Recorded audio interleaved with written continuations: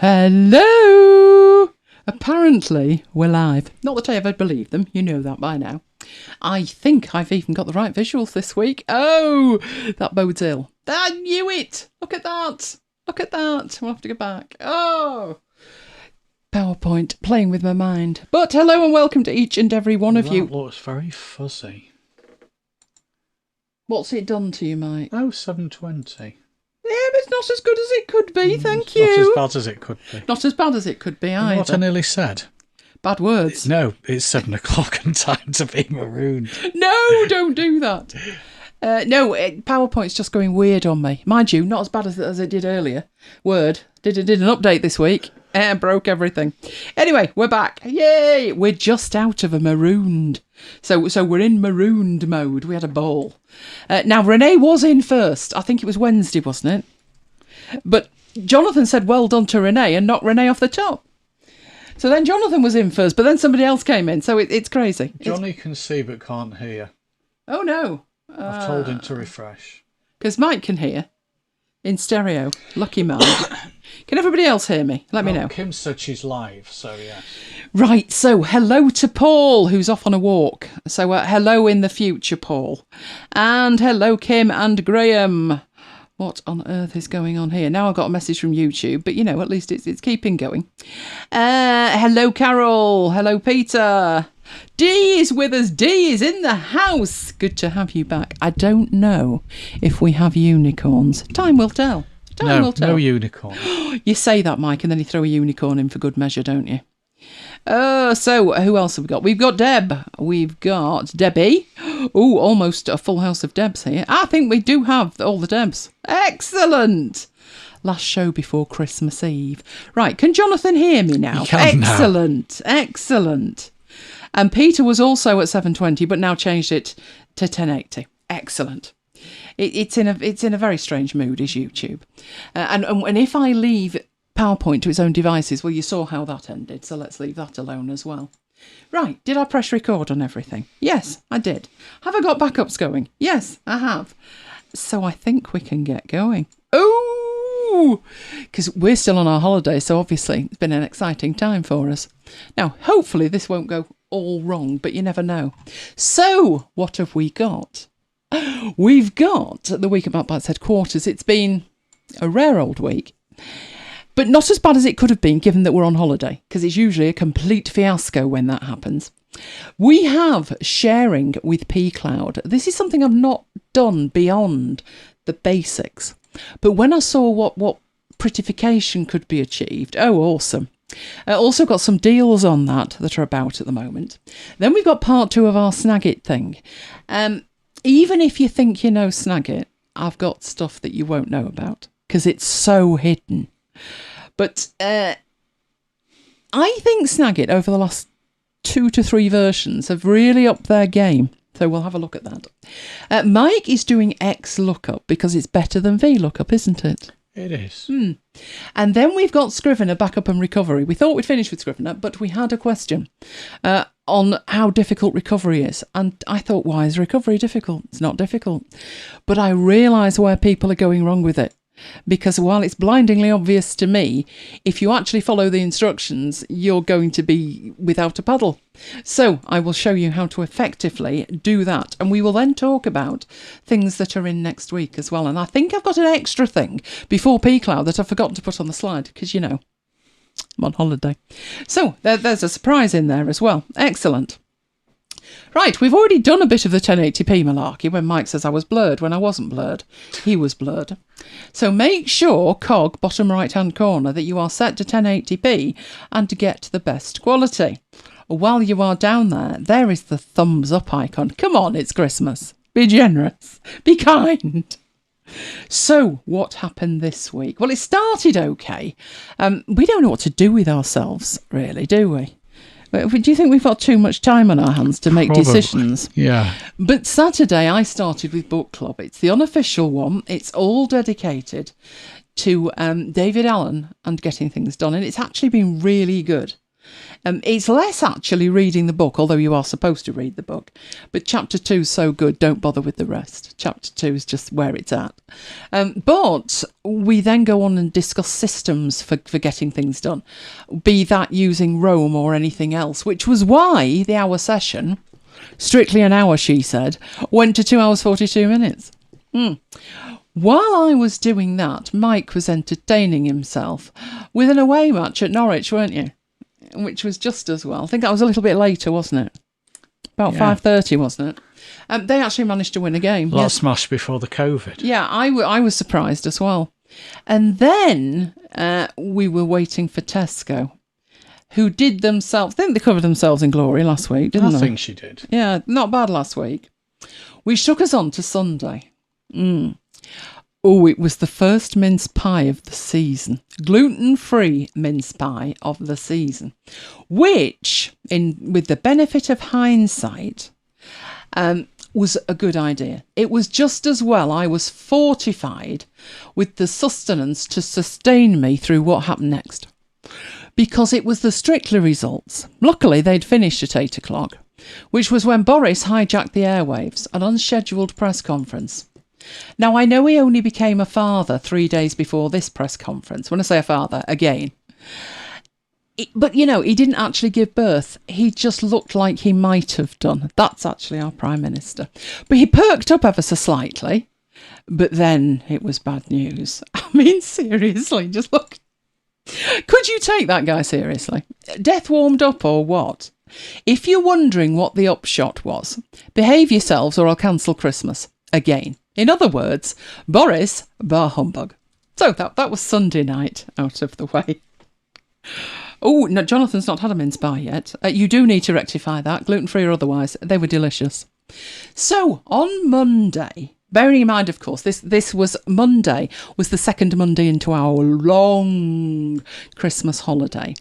Mike decided to watch a draw, the Champions League draw. It was 11 o'clock our time, 12 o'clock Central European. Mike was there, feet up, popcorn in hand. This is a serious business.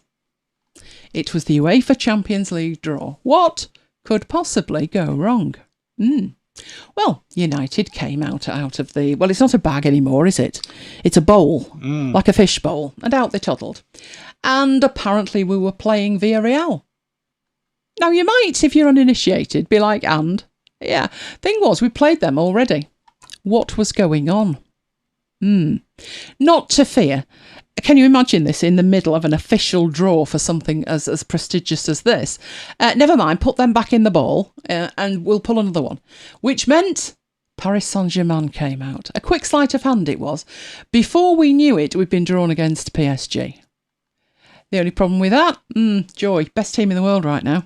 Chances of winning? Slim to non-existent. But at least the draw was done. That was the draw. Surely nothing else could go wrong. Well, you might think that.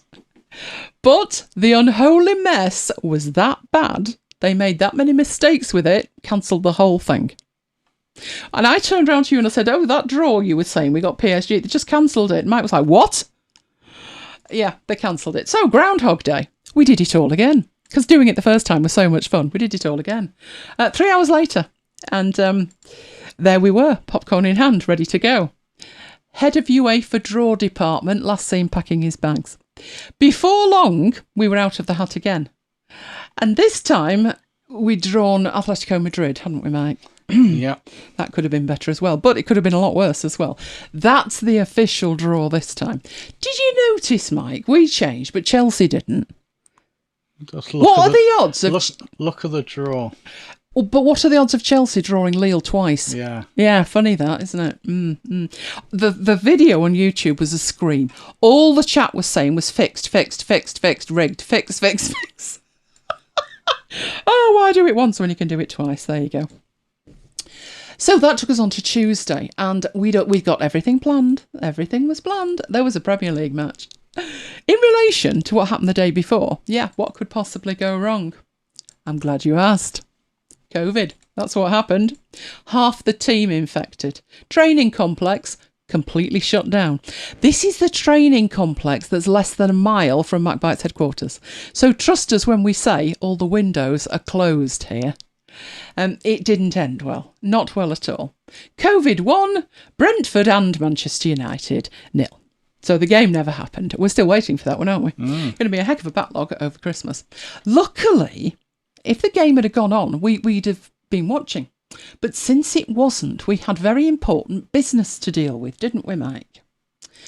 We were charged with making a video showcasing the traditions of a Manchester Christmas. Oh, we have fun. We really did have fun. So a Manchester Christmas is fabulous. That's the Manchester Market. And there's a big Santa, as you can see. Love Santa at the town hall. We even had top secret reindeer cam, replete with the reindeer. Then we had to share said video, which was when I did a share via pCloud and got a landing page. That's what I'm going to demonstrate to you. How do you get the pretty landing page, which is pretty cool. Then on Wednesday, did we order this on Wednesday or did it arrive on Wednesday? I think we ordered it, didn't we? I can't remember. I think we did, because I think I talked about it on Tuesday. And we waited till Wednesday to order a new tech toy. It's not that exciting, but it's exciting to me. Seriously. A working printer. Well, we hope it is. We've got a printer. We've had a printer for quite a while. It sits there and it's a bit cheeky, isn't it? It's about as cheeky as MacBites Siri. It's like, oh, you want to print? Yeah, you can forget that. And the error messages are just one after the other. We've gone for an upgraded model of the one we've got. I don't know whether that's a good idea or not. We haven't taken it out of the box yet, but it's here. DPD arrived with it. It's here. Which was when I made the mistake of checking the news. Yeah. Wednesday broke all records. Not to issue a spoiler here, but so did Thursday and so did Friday. So let's leave that alone and move on. Now, if you remember last week, I showed you the amazing trail at Dunham Massey, which was grand until it got flooded, and then you needed wellies. In fact, you needed waders. Update this week. They've decided to pump it all off the paths, so they're ready for visitors tonight.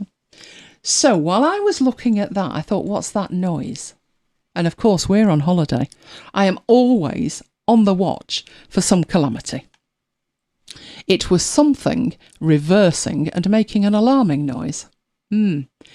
That's out of my office window. What are you doing? Anyway, it turns out what they were doing, because I had visions of those gas canisters going. They were painting lines on the road. So if you look at Bollard Gate, just at the top there, Bollard Gate, you can see shiny white lines.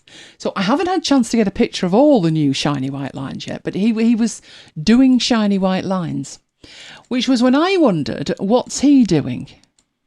Doesn't the garden look fabulous as well? What's he doing there with that? What's that toy he's got? So I sent Mike down to find out. It's a blowtorch. It really is a flamethrower. Now, with us in one of our infamous crew holidays in full flow, what's the worst that could possibly happen with a flamethrower right outside the front door? Leave it alone. Luckily, they didn't take long, did they? No. They were very quick with that, and it does look rather good, so I'll try and get a picture of their finished job. At least there was no cars outside while they were trying to do it, which was a blessing. Which was when we got news. Now, this came out, this was 5 to midnight on Thursday. The next match was postponed. By this time, I think they only had 7 first-team players. Like I said, on Marooned, I think we've got about 48 or 50 registered. Yeah, we've got a bit of an outbreak of COVID. We've only got 7 players left. Paul likes the hedges. Oh, good. I'm glad you like that. Excellent. Hopefully it won't need doing again till next year. So, yes, no football match tomorrow either. Mike hadn't heard. I had to wake him with the news at about 4 a.m. I said, you know that Brighton match? He said, yeah. I said, it's off. That was pretty fast, but, you know, if they've actually got COVID, we're not talking they're self-isolating, they've got COVID. So not good news. Not good. Which took us on to today. Oh, excitement extraordinaire today. Marooned at MacBites headquarters. The reunion. It was fabulous. Thank you everyone who came along. It was absolutely fabulous. Now, we've got some new bits this week, something that came out this week, and it's tricky. It's tricky, so let's sort it out. Pixelmator Photo for iPhone. Right, Pixelmator Photo has been around for 3 years on the iPad. So the big news was that it's now available on the phone. Don't know why it's taken them that long. It's not a standard editing app. It's more like Snapseed than anything. But there was all this furore. It's out, go download it, It's on 50% launch offer. So when you toddle off to have a look at it, it's only £3.49, which is grand. But if you look at it, it says Pixelmator Photo Pro Editor. And then underneath, where it's got screenshots, it says iPhone and iPad. Which means if you already bought the iPad version, you will get the iPhone version for free. Nowhere in their launch material did they tell you that, which is utterly ridiculous. Because Apple have made a screw up, shall we say. When you go to it, instead of saying download it, you already own this, it says purchase it. And people are going to be reticent to tap on it if they've already purchased it in case they're charged again. But when you tap on it, it might even say to you, yep, it's £3.49, confirm here. But at some point it will tell you that you've already got it and it will be free. So I've confirmed that, Renee's confirmed that, people online have confirmed that. Don't think if you've purchased it you have to pay again, you don't. But you might be told 9 times during the purchase process that you will, until you get to the last one and it says, oh yeah, you're right, you've already got this.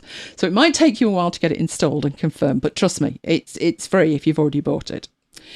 Kim, it's interesting that you said the icon's not very impressive, because when it was first released, the icon's not changed. And people said exactly the same. That it's like a bit dour. I mean, it could be brighter, couldn't it? But actually, it could be more designed than it is as well. It's not the prettiest icon, no. Anyway, given that it only came out, I think it was Thursday, I won't be doing it tonight, but I will be doing it next week, which is Christmas Eve. 'Twas the night before Christmas, so I will be doing that next time. Right, so sharing files with pCloud. Why pCloud for a start? Because I've got Dropbox and I've got Google Drive and I've got Box. There's so many alternatives. Why pCloud? Well, the first thing is they ran an offer on Black Friday. And the offer was that you could double the storage and it's a one-off price. So you pay this amount, was it about 200 and something? 200 and something pounds. 209, I think, wasn't it? And you doubled your storage from 2 terabytes to 4 terabytes. So for a start, if I want to share content, pCloud's a good place to put it because I've got 4 terabytes of storage. I am not going to run out of pCloud storage. So that's one good reason to put it there. The other thing for me is I don't tend to use pCloud very much for much else.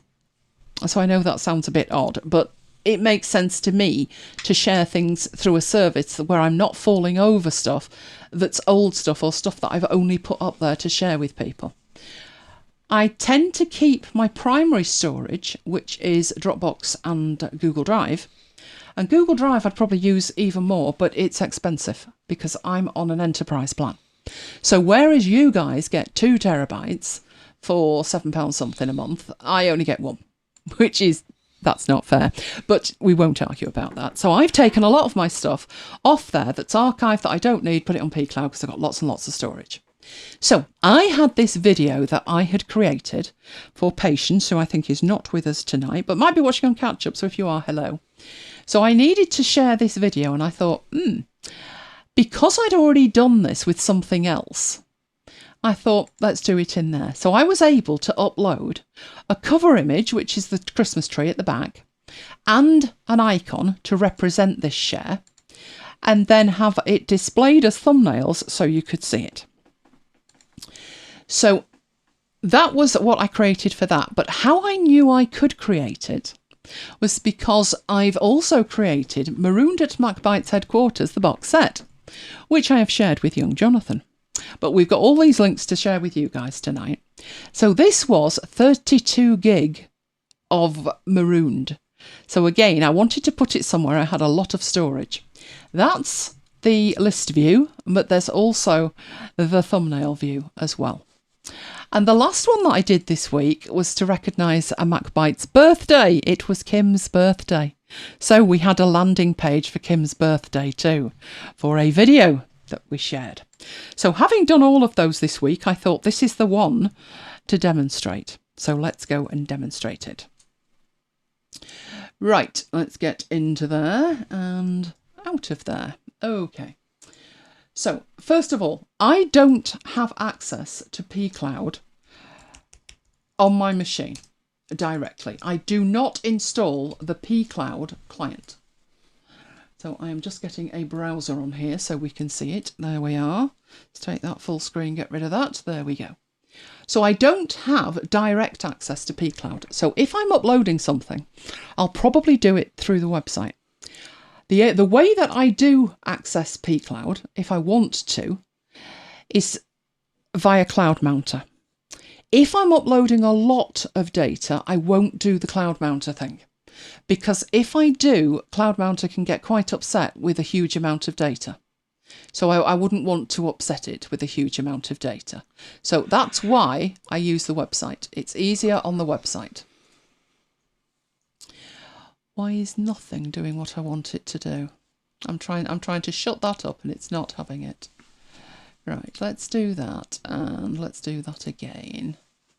And then maybe that will work. Oh, right, you're always on. Fair enough. It's sorting itself. It's fine. Right, so how I did it was this. I went into here and I made a decision as to where I would put it. Now, you could put it in resources that you're sharing with somebody. I decided with my Para system to just put it in archives and be done with it. So in my archives, I have all of the stuff that I needed. So I've got Kim's birthday video, I've got Marooned the box set, and I've got the Christmas video in there. The first one I did was the Marooned box set. So all I did was create a folder at this level and then go into it and upload 32 gigs worth of Marooned episodes. So all of those are in there. So I'm going to do this with, what have we got that we could do it with? Probably haven't got much of ours here, have I? Did I put it in my data? That'd be a good idea. There we go. No, I've got assets. But we will find something that we can share. We'll take one of these episodes of Maroon. That's a good idea. Now, I'm looking at this as the owner of it. So I'm not seeing the prettification that's gone on in the sharing. But what we'll do is I will put a tick in there and I will download that. So in there, I can just download it. So that's going to go and download to the downloads folder. That's what I will upload. But I'm showing you what that looks like at my end here. So how we go about it completely from scratch is over here, you need to create a folder. So the first thing you need to do is add a new folder.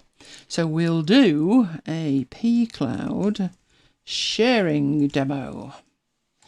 And I will choose to open it after I've created it and create it. And that takes me inside the folder. Now what I need to do is actually upload the file. And pCloud makes this really simple.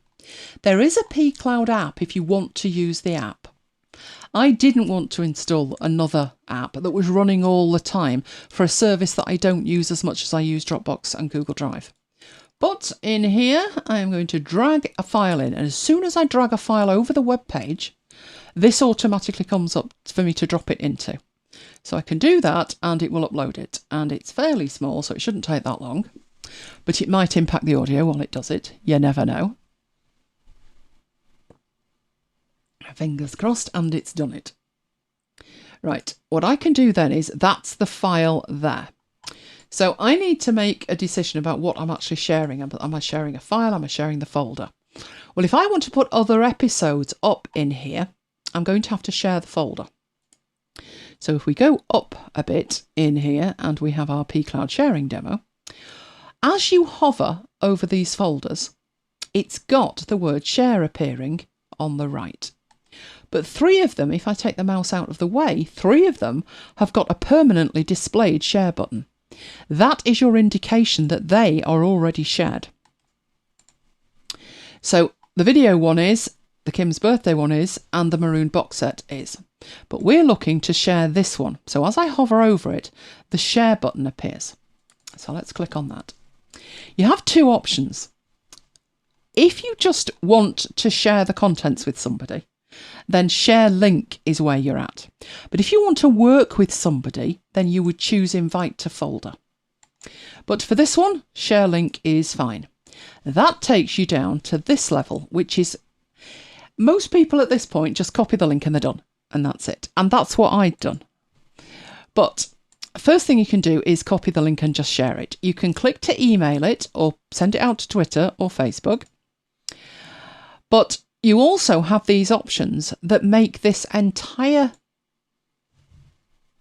kind of workflow, it gives great value to it in specific circumstances. So first of all, do you want to allow users to upload files to this folder? Now, I haven't done this with pCloud, but I have done it with Dropbox, and it's genius. At the beginning of the pandemic, our deacon was recording the Mass and needed a way to get the recording off his iPad, which was Steam powered, I think it was iPad 2, to me. Well, short of putting it in an envelope and posting it through my door, which, you know, yeah, not doing that. Need a safety zone. I needed something that was idiot-proof. I couldn't say to him, you know, get an FTP client and do this and do that. So I created a folder and gave him upright permission for it. And it worked brilliantly. So one option you can do in here is to say that nobody can upload it. You can only preview and download. Anyone can upload, or only selected users can upload. So what I did in relation to the deacon was I said only selected users can upload. And that worked brilliantly. So if you want this to be a working folder rather than a single way share folder, you can do that by changing the upload permissions. The next thing you've got is who can download it. So when you go into there, people can preview and download. But this one, they can only preview. So if you want to hang on to the files, you could set this to preview only. It would give people access, but they wouldn't be able to download them. I've left all of mine to preview and download. But at the same point that you're doing all of that, you can choose to have a password on it. So you could password protect it and put a password in it and then send them the password. So the link would work, but to actually see the content, they would need to specify a password. Right, then you've got another option for security, which is an expiration date. So do you want this link to expire? And if you do, you can specify a date and a time, which again, that's pretty unique, pretty useful. But I didn't set any of those. What I was interested in was the branding element, which is your own cover, logo, and a message. And at the moment, it's set to general. So when I go into there, you'll notice it says marooned at MacBites headquarters, the box set. It's pulled that through because the first time I used the branding, that was what I was typing. It remembers that, but it doesn't remember the cover, and it doesn't remember what they're calling a title image. So you have the option here to use 2 pieces of branding material. So I happen to have assets for this over here. So what I've got, let's show you what I've got. And let's make that a bit bigger so you can see it. I've got 3 elements. I've got this transparent one. I've got one with a black background, and I've got an icon as well. So those are the branding assets I'll be using. Right, first thing I'll do, I will create a cover just by clicking on cover. Now you can upload a cover image, but if you haven't got one or you don't really want one, you still can do something with it. You don't even have to put a cover. If you go on show preview, it will just show you that's what this will look like in preview. But I could select a colour. So obviously it's MacBites. It could be orange, or it could be orange to red, or it could be that which is absolutely vile. No, that's the vile one. Oh, that's not good. But there's a whole range of colours that you can use here. Definitely not that. Right, and then do a preview. So if you don't have an image, you can still do something with it in terms of just a colour. So we could go for that one, but I'm actually going to go and do this properly. So I'm going to actually in here upload a cover image, and we will go into there, where they are, and I'm going to go for this black one and upload that. Right, now, even though I've added it, and it looks like, well, that's it, it's finished, that's it. If you go back to update cover, one of the options you've got is to reposition the cover. So we could move that up a bit so we can see more of the waves, and then click done when you're done. Then click on the title image and choose the icon. So it works best if it's square, obviously. And I've already got the text, but I could edit that if I wanted to. So in this circumstance, I wouldn't need to because it's actually right, but that's more by accident than good judgment. And then in here, I've got the actual item that's in it. So I've got one item in it, which is this item here. And I've got it displaying in this grid view here. So let's save what we've done with the branding at the top. And I don't know if we can change that there. Not in that view, I don't think. So what we need is, done the branding in there. So let's OK on that. In the share, we can go back to the share link and then make sure that we have actually got a copy of it. So copy the link. But there's a couple more things that we can do. We have a short link option here. And you might think, well, why would they have this hideous link if you can make a short link? But when you click on short link, it warns you that short links are less secure because the address is easier to guess. Now, that's not a problem if you've provided a password and all the rest of it. But if you haven't, you do want it wide open. And even worse, if you want to let people upload, then maybe steer away from a short link. It just depends. Right, I'm going to leave it as it is. The other thing that we can do is check the link stats when we've made this public and people are going to get some data. But what you can do is it will tell you the total downloads and it will tell you the total traffic. It also tells you when it was created. And your downloads are going to be listed on here. You're going to see bar charts for them. So at the moment, I don't really need to do anything other than make sure that I've got the copy link. I do have the copy link. It's already made public. So if I put that in the chat, see if that works. Let's see if it'll take it. Awesome. Then you can all go and actually see the page and download the file if you want. If anybody downloads the file, when we go back into it, we're going to be able to see how many downloads there have been during the demo. So at least Mike can go and download it, can't you, Mike? Yeah. So we've got one to see. I've uploaded it. I don't want to download it. So let's get Mike to download it.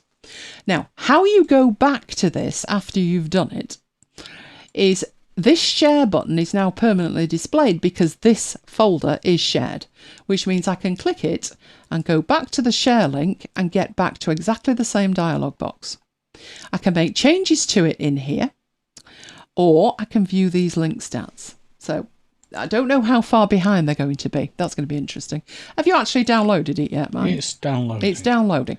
Let me know when it's done and we'll go into the stats. But what I can show you here is this one has been downloaded. So if we go into there and look at that link and we look at the link stats, it was downloaded 4 times there between, what's this? It's got a date on it. I think that's the time. Or is it the date? No, I think it's the date. I think it's the 14th, 15th. Or it could be. I have no idea whether that's the date or the time. Your guess is as good as mine. Okay, can we go backwards and have a look? It's the date. It shows you the day that it was downloaded. So I think you'll find that was probably, yeah, Tuesday. Tuesday that would have been downloaded. And you can actually see it, the number of downloads and the total traffic. Let's see how quickly it can update. So let's go back to our demo one. Fingers crossed there's something to see. If not, which there isn't, it's obviously doing it at some sort of time interval. I think I checked after a couple of hours. So it might take an hour or so, I don't know. But there you go. That is how you share downloaded. it. Oh, it's actually downloaded now. Shall we have another look? Let's see if it tells us straight away. Oh, we've got 1 total download. Excellent. So yeah, you don't have to wait that long, but it does have to totally finish before Patricia's it does it. downloading it as well. In that case, we should get a 2 at some point, shouldn't we? But I don't think it's going to update in real time. I think we're actually going to have to go back in and do the share link and click on the stats. There you go, 2 downloads. So you just keep needing to do it to see your downloads. But I think that is so pretty. Prettification's what I needed, and I think prettification works on that. Now, in terms of this one, it's an audio file. So you can have it showing in a grid, you can have it showing in a list.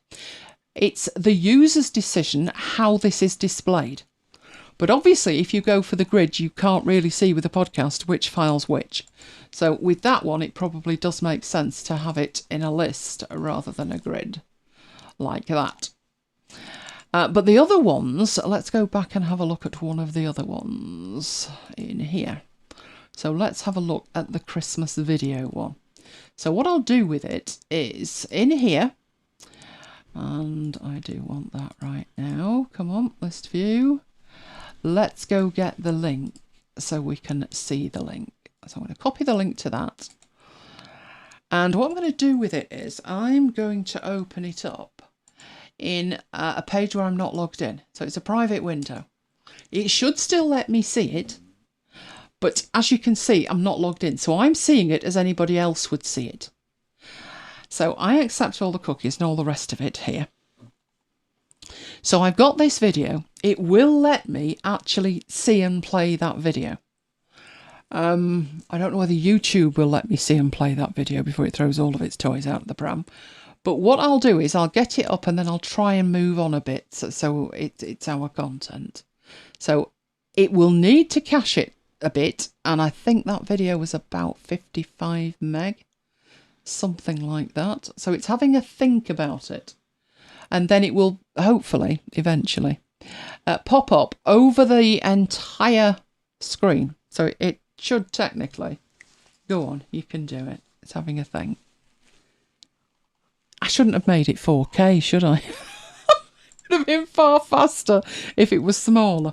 But I tell you what I will do. I will take that link and we'll move backwards here. We'll come out of that. And what I will do with it is I will share the entire link with you. It's basically Manchester at Christmas, so enjoy. And it was for children. It was for children. Question from Patricia. Okay. First she says, I love this for family sharing with 5 daughters at different locations who may want to download the family videos. Oh wow. If I allow downloads, can others remove it from pCloud? No, they can't. You retain control of it, but they can download copies of it. So it's a great way to share. A great way. And Kim says, is that your Christmas tree? Yes, it is. Which one is this? At the top? Let's have a look. Let's go back into it. Vivaldi. And why are you not choosing Vivaldi? Come on. There we go. Private window. Let's do that. Let's have a look. Yes, that's our Christmas tree. That's our biggest Christmas tree in the front room. And that was Lola at Halloween. And the reason that she's the icon is, I think it was the only square image we had. And we were making comment in the video that Lola much prefers Christmas to Halloween. Because she, although she's a princess, she doesn't like getting dressed up, does she? No. Or to be more precise, she doesn't like Mummy dressing her up. She can be a princess, and that was when she was being a big princess. She didn't like that at all. She's a diva. You can see the whites of her eyes. That's when she's disgusted with you. But yes, that is our Christmas tree. And our Christmas tree is in the video as well. A video. There's a TV at the back. It's not mine. It's my mother's. I don't know how to turn it on myself. But it's there in the background. That's our Christmas tree. I think, was the office one in it or not? I can't remember. Some ended up on the cutting room floor, but the best stuff's in there. So yes, that's our Christmas tree. Right, Patricia's saying, I'm thinking of videos they might not like and then they'll be gone forever. No, they don't get permission to delete anything. All they can do is watch it and download it. And if you don't give them download permission, then all they can do is watch it. So it's fantastic for stuff like that. And with it having such a good landing page, it's a nice experience as well. So while I can create something reasonable with Dropbox, Google Drive's not quite so hot with it. This actually, I think, is worth taking a little bit of time to do it and put that branding on it. Now, what I was thinking when I did it was, the first one I did it with was this marooned box set. So if I get the link for that, we can see a preview of it, can't we? We'll do another. We'll do another window and put that in. Right. So I created this, and at the point that I created it, I thought that looks good. Happy with that. That looks fine. But then, as I was thinking about the second one, which was the Christmas video, I thought, can you have multiple brandings, or can you only have one branding? So was every page that I set up going to look like that with the MacBites stuff on? And obviously you've seen the answer to that with the Christmas tree. No. So each one that I've got, the 4 that I've so far created, that was the first one that I did. And the second one that I did was the Christmas video. So if I get the link for that, that's the one that's got the Christmas tree on it. So let's have another look at that one. There we go. When I went in, I did have to change the text and upload my graphics, which you saw me do in the demo tonight. But at least I can have customized branding on multiple pages, which again, that's just awesome. A lot of sites and services let you create a branding kit, but it's one branding kit. But for this, I would want different ones for different events. And then the third one, I was determined that we were going to have a massive happy birthday graphic on it at the top, and I got one where it lined up perfectly. Was this one. So let's put that one in. So each of the brandings were different, and I just love that. You can even see with that one that the thumbnail, instead of being square, is like longer because it's a 16:9 video. Love it. Absolutely love it. And yet it's so hidden. There's some really great features in pCloud, but the majority of them are hidden behind something else that you would not even think of. So if you want to share anything where people can just see it, it's a good way to go. And if you want to let them download it, it's a good way to go. If you're collaborating, you can even give them upload permissions to send things to you. If you want to be certain that they're not doing anything they shouldn't be, you could even create 2 shares, one that they can look at and work with, and another that all they do is upload to it. And the only stuff that's in there is their stuff that they're giving you access to. I just think that's fantastic. Right, Patricia says, to verify, in order to download, all they have is a link. They don't have to create an account. No, they don't need an account at all. You can just download it. Not at all. So in here, I am not logged in. This is an incognito window. I am not logged in. It doesn't know who the heck I am. And I can there click download. If you've got an account and you want to save it to pCloud, you can do that. If not, you can just download it as a zip and it will download. It gives you the option to join. And the good thing about this is if you haven't got a pCloud account, there's plenty of offers on. But what's really difficult to find is a join button and get 10 gig free. Don't try selling me anything and just want a free account.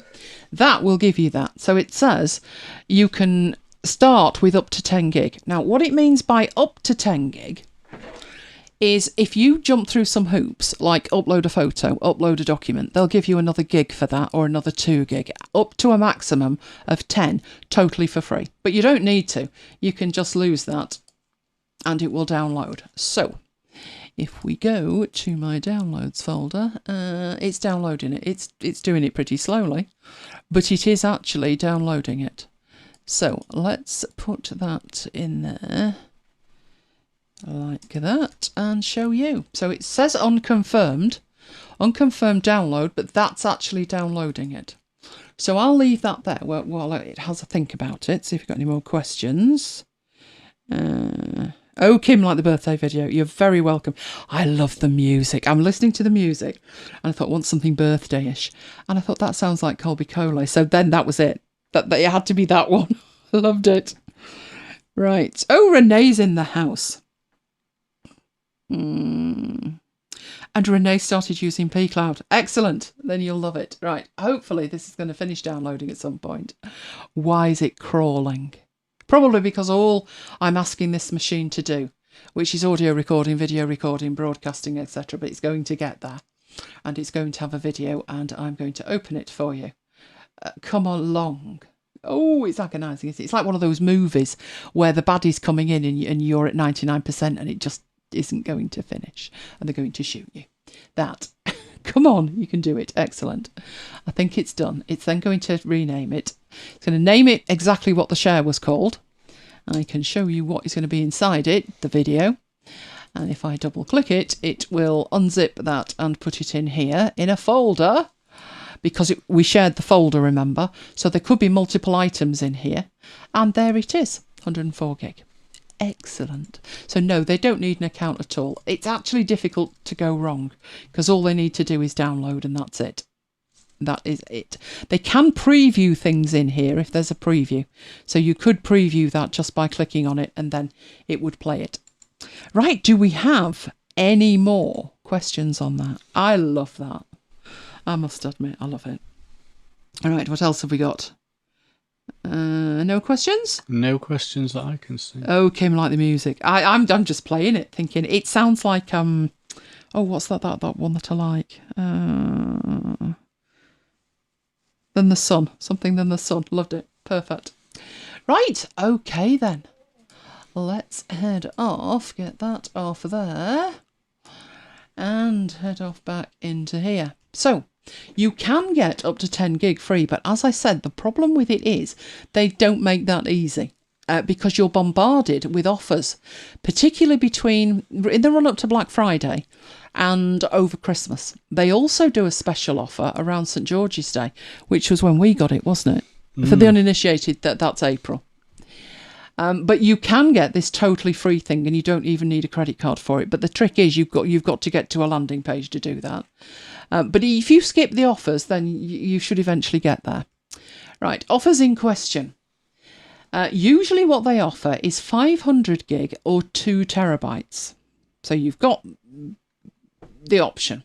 You can pay annually and pay a lot less, or you can go for a lifetime deal. So what we're looking at there is the lifetime deal prices for 500 gig of storage or 2 terabytes. Obviously, if you opt for the month one, it's much less, but the deal's probably worth it. Now, I see a question where Patricia says, how long has it been around? It's been around for quite a while. I think we've had it for 2.5 years. Something like that. About 2.5 years we've had it. I think Kim's probably had it even longer. But if you're going to go for it, then go for the discount. Is there any chance of losing the service? Well, that could happen. But what I'd say with pCloud is it's a little bit like Dropbox. They're so well integrated with so many other services and devices, and they run these offers that they've got an active user base, and it's making a profit at the moment. I can't say whether it'll be around forever, so it is a bit of a punt, but it served me well, and I've not expected them to go away because they are successful. And they do seem to be on the right track with what services they're offering to make it attractive to take the thing on. So that was the one deal that was available at the moment, which is an individual plan. But there's also this thing. This isn't a deal, this one. All three of these I found in one place. It was ridiculous. This one is 2 terabytes, but it's for a family. So that you can have 5 users, £430. But wait, that one said minus 65%. This one was a deal on that. That's their holiday offer. So 5 users, 2 terabytes, 72% off. And that is the 2 terabytes shared across 5 users. But if you've got a family thing, that might be something that you want to look at. Mike and I decided we would go for it separate, and that way we're not sharing the space. It's all our space. But if you want to work with the family thing, then there is that. You could try it and take like a month's thing. The one thing I'll say about that is be careful that these deals aren't just for new customers. So maybe try it on a secondary email address first. But there's lots more that it can actually do. I've been surprised as I've looked at it, like, oh, it does that. Because you think of it as just, it's cloud storage like Dropbox, you just stick files in it. So I'll probably revisit this with 7 tips for pCloud, stuff you don't know that you can do. You might want to wait till that, but there are deals on all the time. One way that they get more money out of you was this year, if you had, they put an offer on the 2 terabyte plan. And they offered it to people who already had 2 terabytes, which is how come I've got 4. Because I thought, yes, we'll be having that. And I wouldn't have done that if I didn't trust in them sufficiently. Because that's the one thing that's in your mind. If I take a lifetime deal, are they going to be there tomorrow? And none of these services can guarantee that they will be there tomorrow. I would say this is one of the better ones. It's been around already 2.5 years that I've been using it. And I know at the point I took it on, it had been around for at least a couple of years before that. Because as I was buying hardware devices, it was saying that pCloud was supported, which I'd never heard of at that point. So they're doing stuff right, put it like that. Okay. So, next thing to look at, Snagit Part 2. So, Snagit 2022 came out 10 days ago. And we had a quick look last week. What was it? Our pig's ear of permissions. Yeah, that took all day. But we're going to revisit it. We're going to look at the tools this time in isolation to what they do and how you might use them together to create better screen captures. So, it's cross-platform. Direct purchases are cross-platform, but you are going to need Windows 10 or Windows 11, or Mac OS Big Sur, or Mac OS Monterey. Biggles and Monty to the MacBiters. So where we were at last week was we'd looked at the interface. So there's the toolbar across the top, and those are the tools we're going to concentrate on today. But there's the canvas area that you work in. And then you've got the tool properties and effects. So all the tools have configurable properties, and it's very easy to miss those options, or, you know, your eyes see them, but you don't investigate because you wouldn't really have a need, would you? But that's where some of the stuff is that is pretty amazing. So the tool properties. I personally don't tend to use the effects, but didn't you say you did? The one where you've got torn edges and stuff like that. That. Not for me, but Mike tinkers with it. And then there's a recent capture thing at the bottom. Now, this is like a thumbnail tray of recent captures. And what's interesting with it is, I know Mike went wrong with this. And I was watching a live stream from Telestream, who makes Snagit. And one of the guys from TechSmith made the point, a lot of people don't know there's a library and they think that the recent captures is it. The recent captures is not it. The recent captures is a scratch area that you add items to. It's not all the assets you've got access to. So I'm making that point again, and I will show you that as we move through it, that it's not, because eventually what happens is some drop off the end. And you might think, oh, well, that's lost. No. There's an entire library, but it isn't obvious it's there. And the guys were talking about discoverability as well. So we did all of that bit last week. And I think we've looked at that before as well, last year and possibly the year before. So let's head off and have a look at it. So I had it open because I was working in it. There we go. I was working in that image.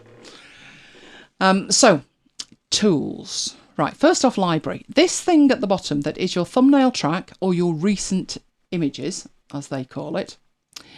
Let's get the select tool so we can select stuff. Right, these in here, you have this cross in the corner, but notice that the cross says close. It does not say delete. It says close. And that's exactly what it's going to do. It's just going to close it. So we've got, what's the first one we've got open? Let's go for this, the COVID ones. Our figures weren't good. Right, let's close that. And let's close all the COVID ones. Right, there we go. There's all the COVID ones gone. But up here, the button on the left-hand side, switch to library. I'll admit, that does not say library to me. That icon does not scream, I'm a library. But if you go into it, that's exactly what it is. So here, we've got the images that you can see some of these in the tray. But if we keep going down, here's the ones we've just closed. All of these COVID ones. We've just closed. This one, all close those. This is the library, and if we take that COVID one, you just double click it and it reopens it. And it puts it at the left hand side because it's the last one you've opened. And you can work magic in here. If you wanted to work on a certain range of images and focus on them, you can just click on one and say, where have you disappeared? Right, you can either close this image or you can close the other captures. And away they go. If I were to close that one, it would take me back to the library because now there's nothing open. And probably one of the ones that I would want to work on is that one. So I could open it up. And that's what makes this area so useful. You can work on a range of images that are a certain number of steps in a specific project. And you don't have to, if you've taken them over a period of time and between the captures you now want to work on, you've got other captures, just close them, get them out of the way. This is a working area, so you can focus by closing all of the other stuff. So that's the working area at the bottom. Right, I'm going to focus on the tools that we've got. So should we work with what we've got? Let's find what we've got that we could work with. Should we go with that one? That's one of the ones I'm going to work with, and I'm going to be working with that one at some point as well. Right, but we'll say we've got this one. Right, one thing I tend to do is I don't want to come back to this and then think, oh, I can't make edits to it or whatever. One thing I can do, I'm going to start off with the arrow tool, which we did look at. Arrows all over it. Arrow, arrow, arrow. And you do have this option to go back to the beginning where you can revert to the original. There may be a reason that I don't want to do that because, let me just undo what I've done with those three. So let's do a duplicate there. Right, I don't know if that will take me all the way back, but you see what's happened? I cropped that severely. I lost all of this stuff over here. Oh my, it was perfect. Look at how I simplified it. But that's what the original looked like. But luckily, it gives you the option to revert back to the beginning. So if you did want to do a different edit on the thing, if you look at the title there, I didn't do the whole title. I just left it postponed. But I could use a range of tools and create that. We'll do that once we've looked at the tools. But at the moment, I'm going to duplicate this and work on a duplicate of the duplicate. Right, so arrows. Arrows are really simple. Couldn't be easy with arrows. That's it. But if you select your arrow, you can change the ends on it. So you have a whole range of things to look at on the right-hand side in the properties. Okay. You have themes which enable you to change the colour of everything. So there's a basic theme and an industrial theme. And I've made a MacBites theme, which the orange is the one I'm concerned about. So I've made themes in there. You also have in here presets. So if I want to measure a distance or represent a distance, I can take that over there and have it represent a distance. I could also have it with no endings on it, or an arrow and dashes, all kinds of styles that are in here that I can use. Now the way it's been set up, there's 4 different styles and 4 different colours in there. But if you want to use something else, so in here, if I wanted that to be a specific colour, I've got my colour at the bottom, my orange, so I can click on that. As soon as I've got something that's customised like that, so that colour is not contained in these areas up here, what I can do, this appears and there's a plus on it, and what that's going to let me do is add a style of my own. So if I add that style, that style is now available for use. So if I were to select any other arrow that I've created, you can change the styles just by clicking on it, including the one I've just created, which I love that. I do love that. One thing that I like to do, you'll see there's a yellow dot in the middle. That enables you to bend this, and then you get 2 more, and you can bend it. You can carry on bending it. I mean, I know it gets to ridiculous proportions. I actually think it is quite nice to just bend it fractionally in the middle. Just a bit like that. I wouldn't then fiddle with the other handles. Just a bit. It can look quite nice. You can also in here, you're not limited to just these styles or choosing your own colour. You can add a shadow to it. That one is at the bottom in the middle. You can go for an offset on the right. You can go for an offset on the left, or put it at the top. whatever works best. I've taken to taking the shadow off it. I think it dates it. But if you do have a shadow on it, you can specify down here the width of the whole thing, and then the shadow doesn't look bad. I think it looks slightly better than that, just because it's wider. Right, you can change the end size up here. You can change the opacity of it. So, and you can change the beginning part of it. So that's the end down here, and you can change this as well.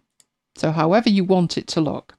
So don't necessarily think of it as just an arrow, and then you can reset it as and when you want.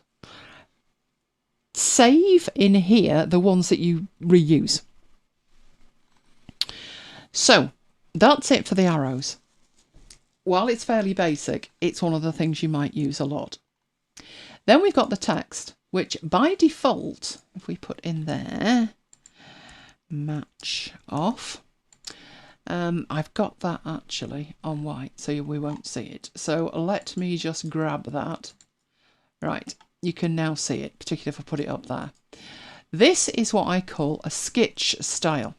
Let's move up here. Keep going. Where have you gone? There we go. Sketch style. It's coloured text with this huge white border on it, and then a shadow to lift it off the page, which is the only text style that Sketch could do. So Sketch was pretty similar to this. It let you take screen captures, annotate them, and then send them on somewhere. Right. Zoom in a smidgen. Now, I don't like the look of that. If I'm going to put text on something, I don't particularly want it to look like that. You do, however, have properties in here. So I might want that to be the orange, MacBites orange. So select it, make sure it's selected, choose the orange. And I don't particularly want an outline. So I can get rid of the outline by choosing transparent, so there's no outline. I'm not overly fond of the shadow either. Now that looks like text where I've just marked it up nicely. And again, that is probably what I would want it to look like. So I will add that as a style. You do have all these other options. So with it selected, you can go through and have a play around and just choose these others. Some of them now don't have borders on. Some of them are inverted. But you can create your own styles in there as well. So like I've just created the orange one. You've also got all the options that you would have as standard for text. So you can choose the font if you want a different font. So one of mine, Stingray. Where's it gone? You are in here. I know you are. There you go. That's one that I use as like a signature thing. And from in there, I would probably choose like a blue or a purple will do. That will do. And again, it looks totally different and you can create a style of it. You can change the type in here. So there's only regular for Stingray. But if there was bold and heavy bold and all the rest of it, you can change the font size in there. So let's get it nice and big. Make sure everybody sees it. With it being United, it would make sense to have it red, wouldn't it? There we go. You can change the line width, but we're not bothered with the line width because that hasn't got any line width on it. You can make it underline if you wanted to, and you can change it so it's aligned to the top, the middle, or the bottom. And you can change the opacity if you want it like a watermark. So if you wanted to put that over there as a watermark, that's the way to make a watermark. Again, it's fairly obvious what the preferences do, but a lot of people don't even bother looking at the preferences. They assume that when you click and that's what you get, that's what you're stuck with, but you're actually not. There's so much that you can do with it. Right, you've also got, so let's get back to being able to see it all. You also have the speech bubble option in here, which is pretty cool. I don't think I mentioned last week, this is the call out tool. You see the size of the post-it note instructions that you get, the little things on there. I've turned this off, it's driving me insane. But there's also the ability to see a video. If you don't know what the thing does, you can get a video preview of what the tool does. It's driving me insane, so it's gone. I actually asked them in this live stream, can I get rid of these tooltips totally? Because they're doing my head in. But apparently the answer to that was no.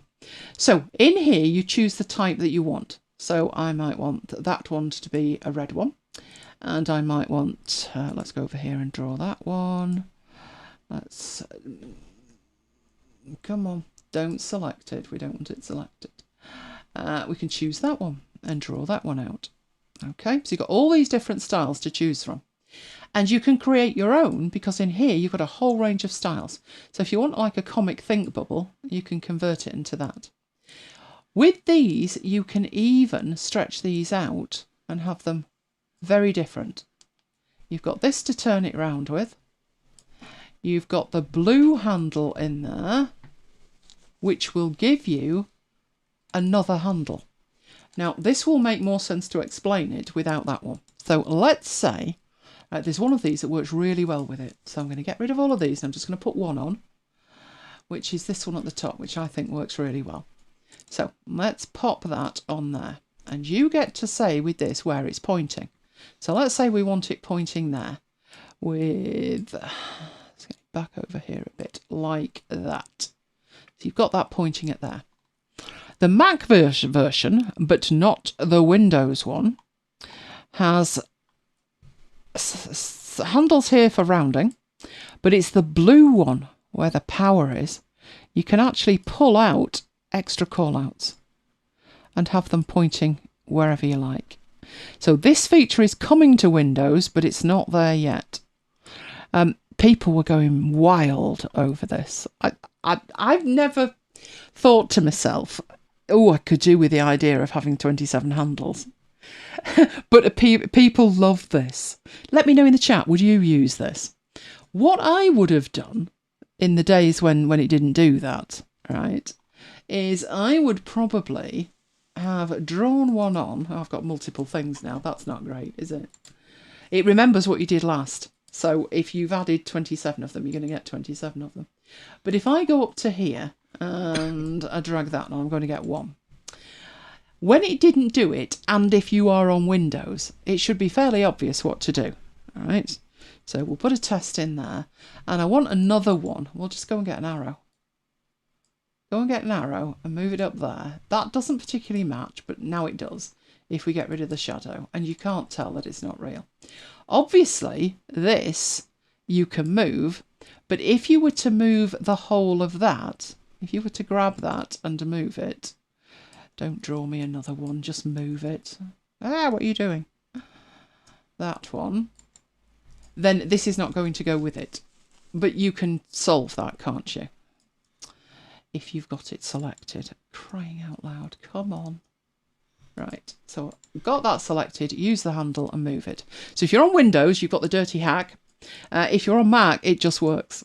You just make the selection and use the blue handle to add another one in.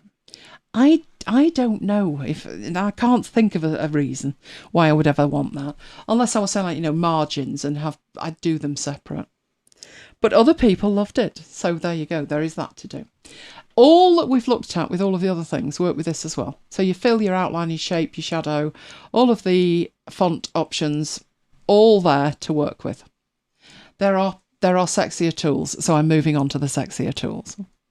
I like the shapes one. I use the shape one a lot. I was using it in a different way than I'm using it right now. So I could wrap it around something like that. And I can change the corner rounding. And like I say, I'm not overly fond of the shadow at the moment. And I can change the colour. I was using that in a totally different way to hide things by covering them up, because that was a good way to do it. So if I didn't want that in there, I would just grab the white thing and cover it up. End of. But as we move through these, shall we go off piece and do them in a slightly different order to show you that? We did look at this last week, but I will look at it again, which is this tool, which is the select tool. And the select tool, when you click it, the default is transparent. So if I draw over this because I want to get rid of it and I press delete, I've got a hole in my graphic. Now, it might be that you're trying to create a frame. So if you've got a snapshot of your browser, so have we got a browser that we could use for that? We've got that one, haven't we? So let's say we took a screenshot of that. Right, that's now in Snagit. Where's Snagit gone? Don't hide on me. Right, so there's what I've just taken. And what I wanted to do was make a frame. Then what I can do in here is go in and get the bit that's not that bit there. I'm too close to the end at that point. Let's do it like that. So I've got that bit selected. And I can edit this manually, make sure I'm getting just the right bits. And press delete.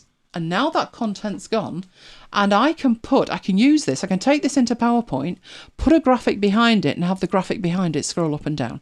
But it's got the Chrome of a web browser on it. So that is why you may want to have something that's transparent. But in this circumstance here, I actually just wanted to cover something up. So let's undo that. Oh, you're not having that either, are you? That's because I moved, I think. Let's get back and just duplicate this one. It's easier than fiddling. Right, so I want to get rid of the name because it's taking up too much room. If I change that to autofill, that's the thing we looked at last week, where I just hover over it and press delete. And anything in here, even if it's on like a gradient, it does a reasonable job. So let's see if we wanted to get rid of that. So we'll just do the word sports. Come on. You're going to prove me wrong now, aren't you? I'm probably too close. With that one, it might be a little bit close. But usually it does a fairly decent job. Right, but back to our shape tools here. All the same options, so not much point spending much more time on that. But let's have a look what you can do with this one, which is the fill tool. So in here where we've got this transparent bit, we do have a white fill, and we could just fill that in, which is pretty cool. You can pick up colours with the eyedropper, and you've got options over here of what you want to fill it with, so you get to choose. But I'm going to show you something with this one here. So let's get that image. Come on. Why are you not zooming in? Have I totally upset this machine? It looks like it. Come on. There's a shortcut key. That's right. Come on. Right. So with something like this, you've got this fill tool. So if I choose the fill tool and I choose this red bit here, as long as the graphic that I'm working with has like a solid edge on it, so you can see his hands, there's a strict edge to it, I can just click and do a fill. This is not on separate layers. It's doing it based on pixel color, which is kind of cool. But actually, what I wanted to do with this image was, you know, we say like grey matter, don't we? Can I make the brain bit grey? Yes, I can. Just by clicking in there. I can see a little bit of fringing at the edge, but I can deal with that by changing the colour of the background. Let's choose a different fill. Should we go for a lighter fill? Something like that. And I could fill that with it. So that's one thing that I can do. Let's take that back. The other thing that I might want to do with it is I might want this on a slide, but the green background of it doesn't match my slide. Now, at that point, you've got to think about, oh, take it into Affinity Photo or whatever. But then you're going from app to app to app. Could you do that in here? Well, logic would say, if I can fill that bit, then can I fill the green bit? Yes, I can. Okay. So whatever colour my slide is, if I just pick up that colour, I can do that. And something like that there, which is where his elbow is, that little bit there, you can click that and then that is filled as well. Oh, hang on, that's his cuff. There we go. So you can do that as well. But Good, but no t-shirt. It would work to match a slide where you know the colour of the slide. But what if you don't know the colour of the slide? Patience is in. Hello, Patience! Yay!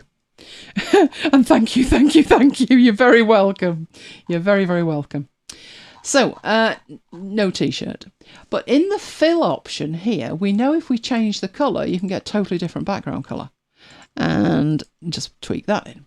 And in the fill option, there is a transparent option. That colour there, under the green, is transparent. But that doesn't make it transparent. So again, good, no t-shirt. But there are things that you can do. So that's our original image. What we do have in here is this tool, which is the Magic Wand tool. So if we click the Magic Wand tool, it will select the background. So you can actually see the marching ants running around it. Now, if you just press delete, you've lost the background. And if you click the bit there, under his arm, and press delete, you have selected that and lost the background entirely. What you will need to do is fiddle with the select option of more or less. And in this graphic, 40% works reasonably well. So that's a way of getting rid of the background. Right, I had, in my library, I had one of these things from Notion, that one. Right, this is the Scrivener series. So if I wanted to share that with somebody, but I didn't want them to see these links, you've got a couple of options. The first option is the obvious one, which is just draw over it and choose what you want. So that is a blur. That's more of a blur still. Or you could pixelate it. So you've got a range of options when it comes to that. But the blur looks a bit messy, to be honest. So let's get rid of that. And there's another option, which is in the Simplify tool. And this we did briefly look at last week. I don't want the brown stuff, so I'm going to go for grayscale, I think, and use one of these. Now, if I choose one of these and I draw over it, that's quite nice to indicate that there's text there, although I don't like the two-tone on that. Let's try that one. Oh, why are they all two-tone? Let's get rid of that one. Let's try back on the other ones. Custom colours and try one of these. There you go. That's not two-tone, or if it is, it's two-tone with white. Right, that just looks neater and tidier. It looks like you've taken more time with it. And the fact that it's in here, great, I can drag and drop it. But if you carry on, you have down here that you need to bring up so you can see them, the tool properties. And the tool properties let you adjust the text height. So with the thing selected, you can actually do it. So in the end, it matches up that each one of these has a corresponding line, and that's just about right. So if we did that, you would see it go across, and it's the whole thing. I think that looks much better. So it's using the right tool for the job as well, to be honest. So that's that one. What else do we have here? We've got the one down here that I will be showing you later, where these are the step tools, where good things with this is it automatically counts it up. If I were to duplicate an image though, so if I wanted to do this and do it in a slightly different way, and I thought, well, do you know what? That one actually is going to be up here. And then I need these to move up one. And you can do all of this. And then when you click, you're going to get the next one. And your cursor even tells you it's going to be the number 10. But what if this is my second bit of this and oh no, it's all gone wrong. Right, what you can do is, let's say, I don't want that and I don't want that. You do have the option here to restart the numbering, which has completely disappeared. Where's the option for the numbering? Come on, don't make a liar out of me. Restart sequence. So I can actually put more steps on and start from 1 again. If I'm going to do that in the same image, I would suggest use a completely different colour, like that. And then when you stamp number 3, and the good news with this is it remembers the size. So there's no size property in this, but when you scale it down or scale it up, it will remember the size, which is great. Have we got a birthday here? Yeah, Patience. Oh, happy birthday. She's happy 44, birthday. so I've done 44 cakes. Never ask a lady her age, mate. 21. I didn't, she offered. Okay, so we got the step images. I think the other things that we've had a look at before, and they've not changed, you've got the magnification thing. So if you want to magnify an area like that, you can move this. And behind it, that's what you're going to see. This, you put over the bit that you want to see. So, no, we don't want to do that. I want you, looking for the right handle here, over there. Why are you not doing that? Oh, why are you not doing that? Come on. I think, yeah, that's weird. That is weird. Let's try that again. Let's try that again. All right, draw there. That's better. Right, and put that up there, the bit that I want, and it will zoom it. You can change the colours and all the rest of it. One of the features that they added in, so we'll get rid of that one, and we did a demo of it, is this one, which is a spotlight tool, which is a bit cool. So you can draw around it and you get a spotlight effect. What's even better than that is you can put multiple spotlights on the same image. And just keep drawing highlights like that. But some of the best features, as far as I'm concerned, is when you've done that. Because one of the benefits of something like Cloud App or Droppler or a range of the others is that you can quickly share.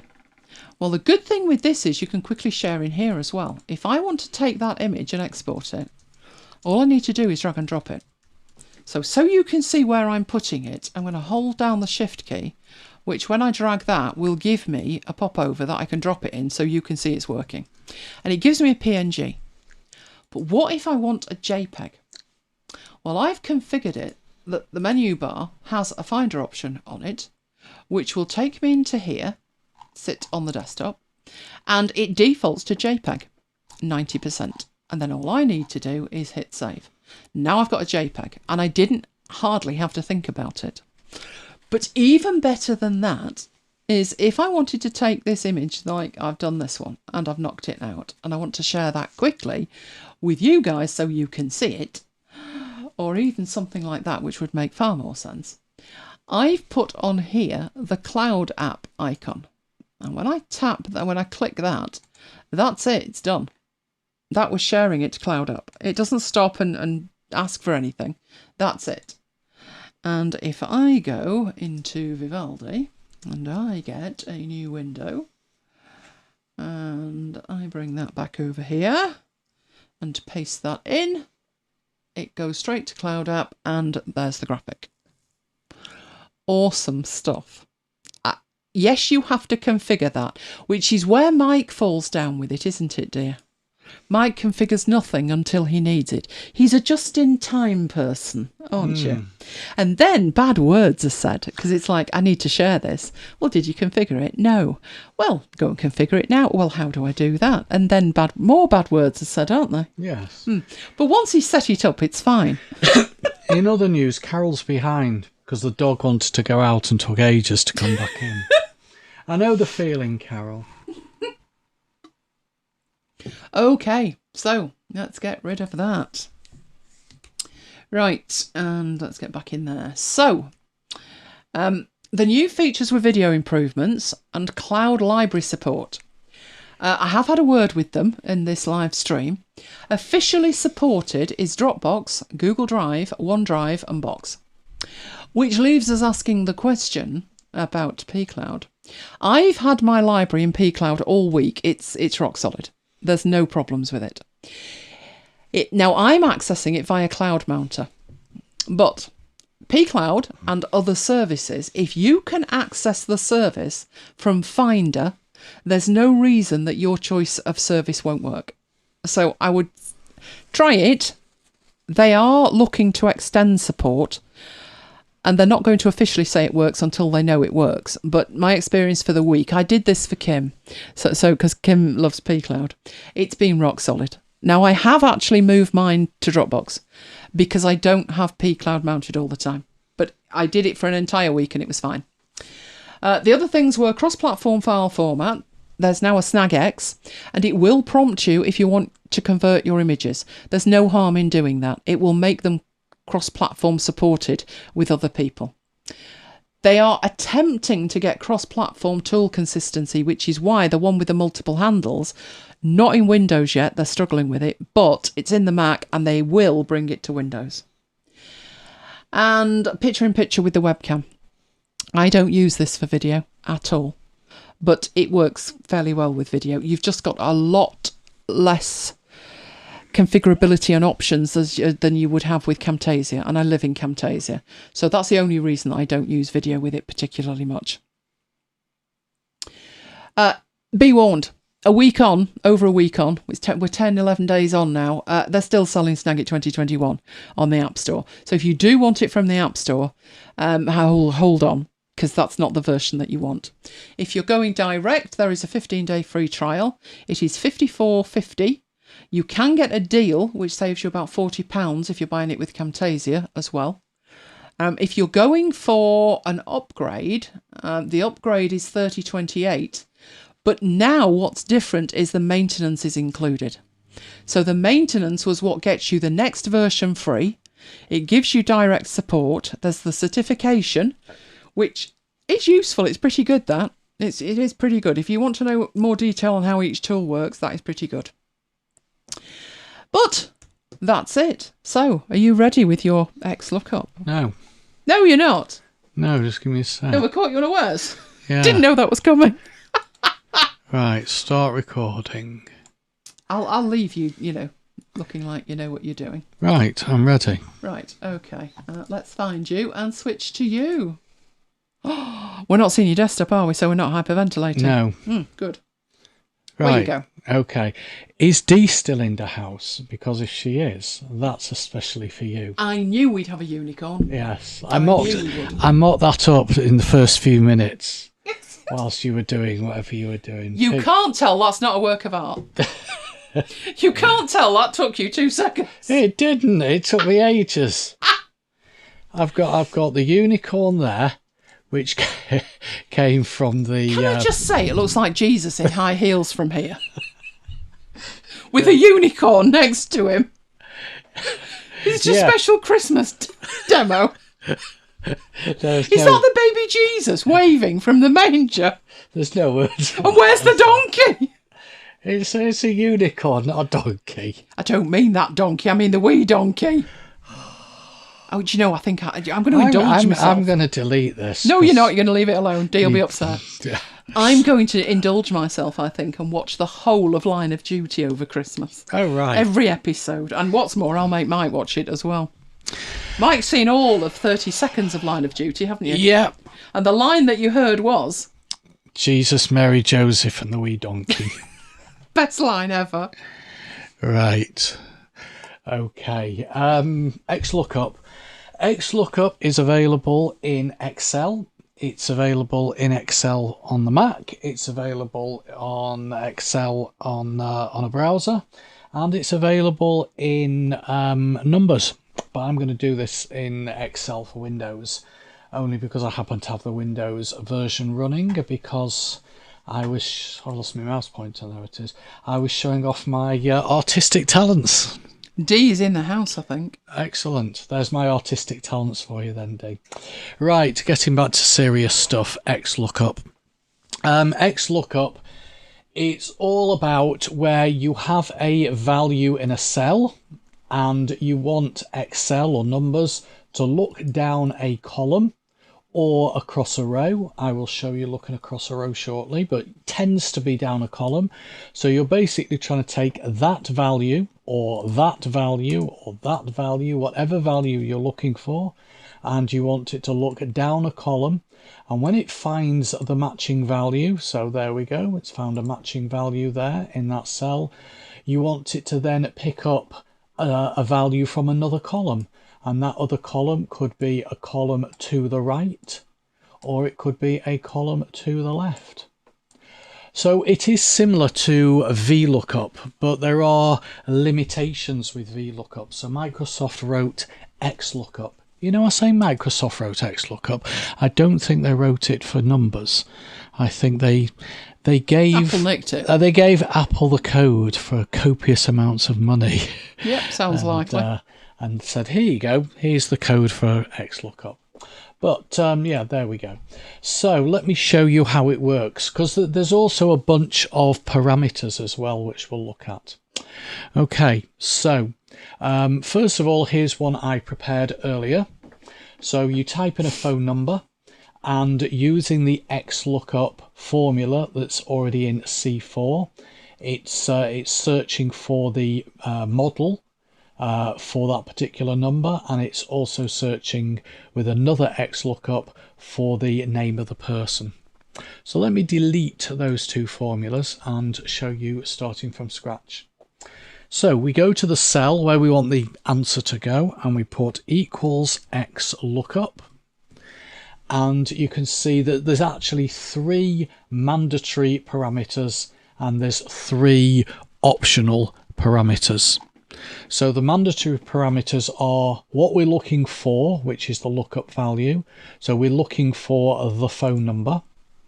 Then we put a comma, which as always is the parameter separator. We've got a question from Kim. Have we?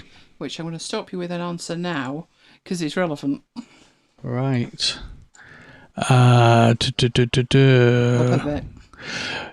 If I'm on the Mac, I can use this with my online 365 account. I believe you can, Kim. Yeah, as far as I know, it is available to 365 users in a browser. Yes. Okay. Right. Let me continue then. Okay. So second parameter is lookup array. That is where you are searching. Now with a VLOOKUP, the lookup array is multiple columns, and then you have all kinds of problems if you want to insert a column or rearrange the order of the columns, or grab a value as the answer from the left. But here you specify a single column or a single row. So in this case, the lookup array is going to be that column there, that range of cells there. You could do an entire column, but if you are going to do an entire column, or you're going to do some blank cells as well, you then need to make sure that the return array matches in terms of the size. So I'm just going to pick that block of cells there. Then another comma, and the return array is where the answer is coming from, which in this case is those cells there in column H. So we're saying look for what's in C3, look down the range G3 to G10. When you find the matching value, look in column H and pick up the value from the corresponding row. So in this case it would be H6. So close the brackets and enter. And we get an iPhone 13 Pro, which is correct. Let's do a similar one to pick up the person's name. So equals XLOOKUP. We are looking for the phone number, comma. We are looking in that range there, comma, and the answer is coming from that block of cells there in column F. So this time it picks up that value there, looks down column G. When it finds the match, it then looks in column F. So it's looking at row 7, because that's where the value is that we're looking for, and F7 is Cath, hence it putting Cath in there. So those are the basics, searching down a column. But you can also search across a row. So what I want to do here is I want to know what position somebody finished in, given their name and their event number. So let's just delete that formula. Okay, so we have the Great Excel Athletics event. We have 7 events and we have 8 people. And I have filled in the name of the person, I filled in what event it was, so event number 3 in this case, and I want to know what position that person finished in. So to calculate that, that would be equals XLOOKUP, and we are looking for the event number. No, we're not. We're looking for the name of the person. And in this case, the name of the person is coming from a row rather than a column. So it is row 2, E to L. That's where we're going to find the word Bill or Alison or Graham or whoever's name we put in B2, comma, and the return array, well, because it's event 3, it's that range there. Obviously, the downside of this is if you change the event number, then you'd have to edit that third parameter. But as a demo, as a concept, a principle, it works well. So we're saying look in B2, picks up the word Bill, then search across row 2 between E and L. When you find Bill, stop, and then look along row 5 between E and L and give us the matching value, which you can see is 1. So if I go and change that to Kath, it changes that to a 2, because for the third row it's a 2 on Kath's column. So basically XLOOKUP has replaced VLOOKUP and HLOOKUP, so the vertical and the horizontal. Now let's have a look at the optional parameter, or the first optional parameter, which is if not found. Okay, so what I've done here is I've typed a date in as the transaction date, which just happens to be my birthday, and I want to know which season that date falls in. So let's delete that out. So you can see the 4 seasons are listed in column E, and the date that each of those seasons starts is in column F, and I got that information off the internet. So don't argue with the internet, as they say. Right, so if I was to put equals XLOOKUP, and I was to say look up what's in C3, comma, and search in that range there, and return from column E, then what it's going to do is, and I've just realized this was the wrong spreadsheet, so let me go back to this spreadsheet. That XLOOKUP 3 was for a demo, which I will do shortly. Yeah, this one here, let's just delete those. In fact, before I delete those, let's just change that phone number and have a 2 on the end. Okay, that's what I was trying to show you. When you have a phone number, in this case, that doesn't actually exist in that list there, it returns an NA as the result, because by default it searches for an exact match, which is actually the opposite of VLOOKUP. VLOOKUP will search for a non-exact match. XLOOKUP will search for an exact match, which is better because 90% of lookups will be an exact match. So an inexact match is the exception rather than the rule. But it can't find that value in that range there. So it's returned an NA. Now what we can do is we can wrap the whole of the XLOOKUP formula in an if error function. If I could spell it, if error, there we go. So what we'd say is if there is an error when that formula is done, then put something else in instead of the @NA. So we could put something like invalid phone number. So what it will do is, instead of displaying NA, it will display that text if that function generates an error. So that is a valid way of doing it. Nothing wrong with doing it that way, but instead of doing it that way, we can go and add a 4th parameter. So after the H3 to H10, put a comma and in quotes, I'll put invalid or unknown phone number. And what it will now do is, if it generates an NA, it will use the text that's in that parameter instead. So it works exactly the same way as the if error, but this is just a little bit neater. So you have this fourth parameter where you specify a value to put in as the result if it can't find a matching value. Okay, so that is the if not found function. The one that I started showing you, which I realized was the wrong sheet, is the one I'm going to show you next, which is the match mode parameter. So there might be situations where, if an exact match can't be found, you still want Excel to return a value from the result array instead of NA. So here we have a date, and I want to know which season that date was in.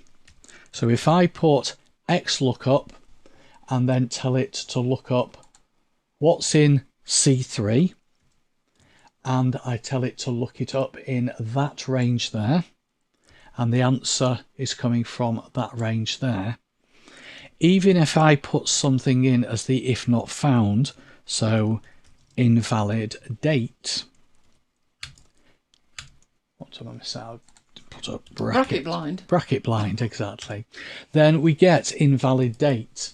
Now it's not an invalid date. Okay, it's not a date that appears in that list there, but 12th of August 2021 is a valid date. I know, because I was celebrating my birthday.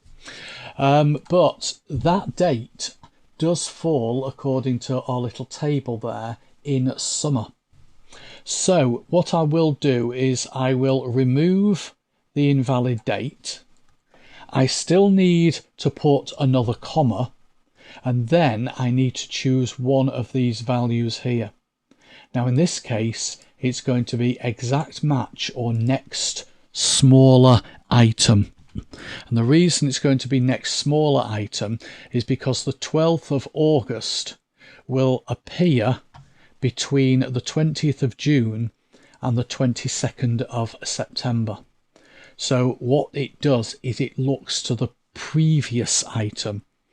So if you can imagine the 12th of August is there, somewhere there between those two dates. Does it round up, if you like, or does it round down? Well, if you choose exact match or next smaller item, it will round down. There are occasions where you'd want it to round up. VLOOKUP never had this option. It always rounded down, but they've added this option to allow you to round up, which I'll show you in a second. So it's showing us NA. That's because I didn't actually choose anything from the list. So I will double click on that one. And now it's given us summer. So if it does find an exact match, it uses the exact match. So if I was to put 22nd of September, then we get autumn, fall, because there's an exact match. But if I put the 21st, we get summer, because it's not autumn until we get to the 22nd. Okay, so there's an example of it rounding down. The other thing is, whereas with VLOOKUP, your table had to be sorted based on the data in the first column, and these obviously aren't sorted, with XLOOKUP, it doesn't have to be sorted at all, which is great. There's another restriction out of the window. So let me show you the rounding up to the next larger item. Okay, so this will be the last example that I'm going to do. What I've got here is a formula that's calculating how many boxes are needed.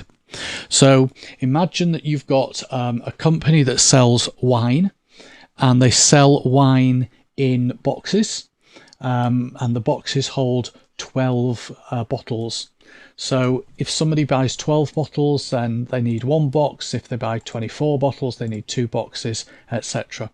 So you can see here that if they buy 8 bottles, they need 1 box.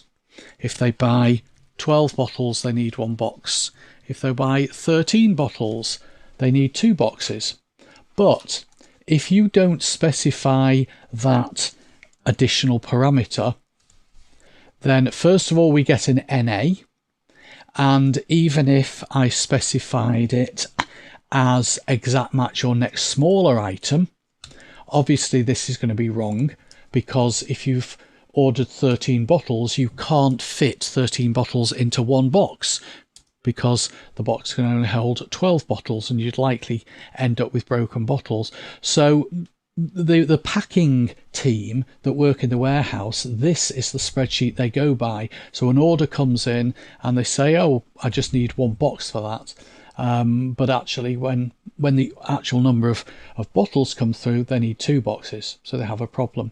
So this is an example where if I change that to exact match your next larger item, that is now showing us that we need 2 boxes. So what I'm showing you there is that there are different scenarios for different situations. Sometimes you will need to round up and pick the next largest item. Sometimes you'll need to round down and choose the next smallest item, and XLOOKUP is accounting for both. Okie dokie, that is it. That is a quick tour of XLOOKUP. Do we have any questions? Let me have a look. At least one question would be good. At least one question. Oh, do you want me to carry on? No, it's fine. I can carry on. I'm putting a slide together. Okay. For a reason. Okay. So that's fine. Right. There we go. It's going to be a pretty basic slide, but never mind. It's there. Right. Where on earth were we at? Okay. We were there, weren't we? Right. You were XLOOKUPing. That's where we were. Yep. Right. It's going to be the most basic slide ever, but you know what? It'll do. It'll work. Right. We're still looking at you, aren't we? And we need to be looking at me, but that needs to be running. Things need to happen that haven't happened. There we go. And then I'll click there, and then weird things will happen, but we'll do it anyway. There we go. Right, we had a question in the chat. Not an Excel question. We had this question, which was Snagit versus Eagle, and when to use which and why. Right, Snagit is dedicated. Its superpower is the ability to take screen captures and allow you to edit them. So you saw one of those screen caps was like massive, and I took it down to the right size, and I totally edited the thing. Eagle, on the other hand, is asset management. Now, there is an overlap because Snagit has a library, but Snagit's library is unique to Snagit. So the stuff that's in a Snagit library is all your Snagit captures, either raw captures or captures that you've edited. Eagle, it's a global library. It supports so many file types. So for instance, I wouldn't be putting my Affinity photo files in Snagit to manage them because it doesn't do that. So personally for me, I am not anal with my Snagit library. I'm careful with it, but I'm quite happy to nuke it. I mean, I've got about 15, 20 files in it at the minute. Do you know how many there were 10 days ago? 13,500. Because I just capture, edit, use, capture, edit, use. And I don't go into the library and start fiddling. But I could go into the library and I could sort by tags and all kinds of things if I wanted to. But again, it would only be things I'd captured with Snagit. Eagle is a totally different business. So to see it quickly, in Snagit, we have the management and all of the tools. That's its superpower. That's what I use it for. The library is this. And this is showing you the captures that you've worked on. You can filter them by tags and applications. So what did you take of the App Store? So if I'm looking for a capture of the App Store, I can filter it by the App Store or by the Finder or whatever I want to do it by. But you will notice that there are so many captures that say Demo Pro. Demo Pro is the app that I use to do that. I have never taken a capture of Demo Pro knowingly. What's happened is it's got confused as to what is the app that I'm using at the moment. So it's fine for basic management. But Eagle, on the other hand, is everything. So what I've started to do, and this is my genuine Eagle library. It's my work in progress library. And I've been using it for 3 weeks. It's got everything in it. It's a dumping ground. Just dump it in there. Anything I need, dump it in there. As long as it's tagged, I'll find it. And that's what I've been doing. There's 446 items in there in 2.5 weeks. If they weren't in here, they'd be anywhere on my hard drive and I'd probably never find them again. But I can create smart folders. I can create physical folders. You name it. So all of my, Mike did a Snagit install and I did a Snagit install. And they're in these folders. And I would show you them, but they've got the serial numbers in, so probably not the best idea. I've got my pictures from my Blue Yeti thing in there. I've got the Christmas video. So all of the contents of the Christmas video, this is all the stuff we had. And it was like, what you're going to use and how you're going to put it together. I can't do that in Snagit because they're not screen caps. They're not screen caps. These are videos, they're audio files, there's all sorts in there. So they do complement one another. What I do, if we go back up here, you saw me edit that in Snagit. That came from Snagit. As soon as I'd edit it, I dragged and dropped it in here. Same with this. They all came from Snagit, but they end up in Eagle, and it's from Eagle that I use them. So if you want more on how I manage that, so a real situation, I mean, we've done Eagle, but if you want more on an actual how have you used that in the last 3 weeks, then let me know. I would use both because I'm not bothered about the Snagit library at all. What I'm bothered about in Snagit is the tools to let me edit the screen caps, which are not in Eagle at all. But if you take screen caps and you have no need to edit them, then maybe you don't need Snagit because you can, from within Eagle, choose to take a screen cap. It depends if you're going to need to edit it or not. So hopefully that answers that question. Getting back to serious stuff. Yes. Patience says the 3-foot Toblerone bar was a huge hit. I heard at least 3 kids say I want one. Oh, it's so cool. Right. Next thing. There was a question before we go on to Scrivener, which is about disaster recovery. One of the files that's caused a problem for Patricia is all of the Affinity Asset Management. You need to go and watch After Hours 107, which was just about a year ago. It's actually a year ago, isn't it? What I did in there was give you all the details of where you will find the files. So if you bought the Affinity Store version, these are where you'll find the files. If it's the Mac App Store version, that's where you'll find the files. There were a whole range of files and paths, and you can see these are hideous paths. So you really need to go back and watch that. I've taken out the slides. These are the slides that I used a year ago. Whoa, that's organisation right there, isn't it, when I can do that while you're talking? Just pat myself on the back. Give me a second. These are the slides, but there was a lot of explanation that went into it. So it's there. It's in 107. While we have a look at sync and backup recovery. Oh, joy of joys. Yes. Right. I think this is what Patricia wants. Patricia's sitting down now. Okay. Right. Before we start, you need to understand one major thing, which is that Scrivener only works with Dropbox. If you're working on the cloud, it only works with Dropbox.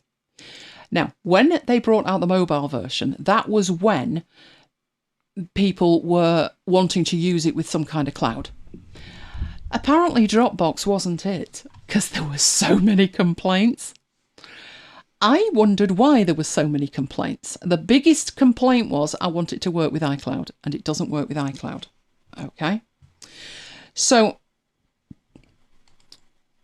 why did they pick Dropbox? They picked Dropbox back when they released the Scrivener for iOS version because Dropbox is the only cloud service that allows them to work with the file type that they have decided to use. It's a package type and it is incrementally accessed. And other services like iCloud don't work like that.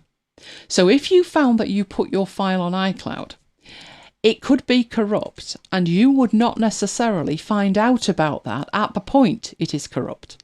You would find out about that later when you've added more information but you're not aware of what you've lost. So if you are intending to synchronize this in any meaningful kind of way, at the moment it's got to be Dropbox. Does that mean you will never lose files? No, it doesn't. Mike nearly had a calamity today, didn't you, dear? There wasn't a calamity. You lying toad. It told you in no uncertain terms to go and close it wherever else you had it open. Well, okay. It knew. So it's quite manual and it's very annoying. Because if you've used something like Ulysses, the syncing's transparent. Well, it is apart from Mike's, who's broken. But there's Mike again. It uses iCloud and it's seamless. You don't have to interfere with it at all. But the problem with Scrivener is it's quite manual. You've got to close it on Dropbox before you can do anything else with it. But there's another reason to be thinking about Dropbox, which is that's where it can back up to. It can store your backups in the cloud so you never lose a backup, which is another thing to think about. Right, so restoring starts way before you need to restore it. If you get to the point that you need to restore something and you have not set up your backup correctly, could well be you're not going to be able to restore it. So before we look at how you actually restore a backup, let's see how you should make a backup. Before you write one word in Scrivener, set the backup options properly. These are mine. That doesn't mean that this is what yours should be, but I will talk you through what each one is and why I've set it the way I've set it. So first of all, you open up Scrivener, you go into the Scrivener Preferences backup section. Now, you know the Scrivener Preferences have got 3 million options, but the backup is the last one. It should be the first one. You should be forced to consider this before doing anything else. Right, your first option, number 1, turn on automatic backups. If you don't do that, are you not backing up? Well, you could be backing up some other kind of way. But however else you might be backing up, back up this way as well. Now, I make a backup of my entire hard drive twice a day. So I'm backing up the original file, but I still create multiple backups. Why? I can create a backup in 1 second with a key, a shortcut key, and it makes a backup and it goes into my backups collection. And I will do that just before I'm going to do something that's catastrophic. All right. So I do turn on automatic backups. You can never have too many backups. The second option is turned off. And there's a reason that the second option is turned off, which doesn't make any sense. That's why I've numbered these until you go further down and you think, oh, right. Backup option number 2 is backup a project when you open it. I would argue, why do you need 2 and 3? One or other, yes, but do you really need both? Because if I backed up a project when it was closed, why do I need to back it up again when I open it? Because I can't have changed anything. So I deliberately back up when I close a project. The reason that I choose not, because you know me, I'd probably turn everything on. But the reason that I don't back up a project when I open it is the time it takes. And that relates to point 6 on there. I want my backups compressed. And that takes longer. So when I make a backup, it can take quite a while. So I definitely don't want it to happen when I open a project, because I'm going to sit there for like a minute maybe while it does it. So number 2, turned off. It will slow me down. Number 3, turned on. Every single time a project closes, it creates a proper Scrivener orchestrated backup. That's not me doing it manually, it's Scrivener doing it automatically. Number 4 is turned off by default. What were they thinking? Number 4's awesome. Number 4 says back up with each manual save. How often do you guys manually save a Scrivener file? How often do you do it? Never. Never. Why not? Because it auto-saves. It auto-saves every 2 to 3 seconds. So there is no need to ever use Command and S. Unless you have that in here with a tick next to it, number 4. Now, every time you Command and S, you're making a backup without having to do a thing other than press Command and S. It couldn't be easier. So turn it on anyway. Right, then the next option is number 5, backup before syncing with a mobile device. Well, if you're going to try and sync Scrivener, back up 27 ways from Sunday, because the mobile device sync thing is more manual than we would all like it. So I do have a backup before I'm syncing with any mobile devices. Option 6, compress the automatic backups as zip files. I choose to do that because when I've made these backups, I will want to back up the backups somewhere. And the alternative, which it doesn't tell you, the alternative to having a single zip file as my backup, as my project backup, is to have a package file, an uncompressed package file, which some cloud services don't like. If all cloud services liked package files, we wouldn't be stuck with just Dropbox, would we? So I choose to make all the backups compressed zip files, and then I can put them wherever I like. So I have the backups, when the backups are made, I would use something like Hazel or an automated process to back up the backups to another cloud service. And having them as zip files makes them easier to transport than if they're not zip files. When it comes to recovery, it's not that much more difficult that it's in a zip file. In fact, it's probably easier. Then we've got use the date in backup names. Well, that makes sense to me, so I know when that backup was from.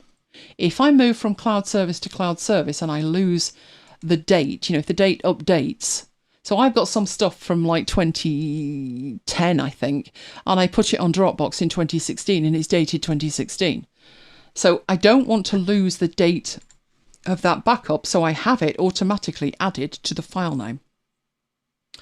Number 8 is turned off. Number 8 is what restricts the number of backups you can access. Now, it might sound like, 25 backups, that's a lot of backups. It is if you back up once a day. But if you back up every 5 minutes with Command and S, it's not great at all. So I decide, take the tick out, keep the lot. Keep the lot. If I'm working on a project that's big, the biggest file I've got is the MacBites file, and I think it's about we'll check, but I think it's about 350, 400 meg, something like that, with a lot of graphics in it and stuff. So my backups aren't going to take that much space. And if they start to take that much space, then I'll put them somewhere else, and that's where pCloud comes in. Lots of storage, cheap. Right, number 9. Number 9's the critical thing. Number 9 is where you're storing them. Now, I'm storing them in Dropbox, application support, Scrivener, backups. That's tradition. It's tradition because I've got space on Dropbox. I have the application support Scrivener folder on Dropbox. Makes sense to put them on Dropbox. Apart from the fact, if that was all I did with them, I'd have to question, where are the original files? Oh, they're on Dropbox. So what are you going to do if you lose access to Dropbox after you finish crying? For that reason, it might make more sense to put the backups somewhere else. I don't need to because I've got a backup of the backups going on. But if you want to simplify it, I would suggest putting the backups on a different service to where your primary files are. All I'm doing with mine is making sure the backups are backed up in another way.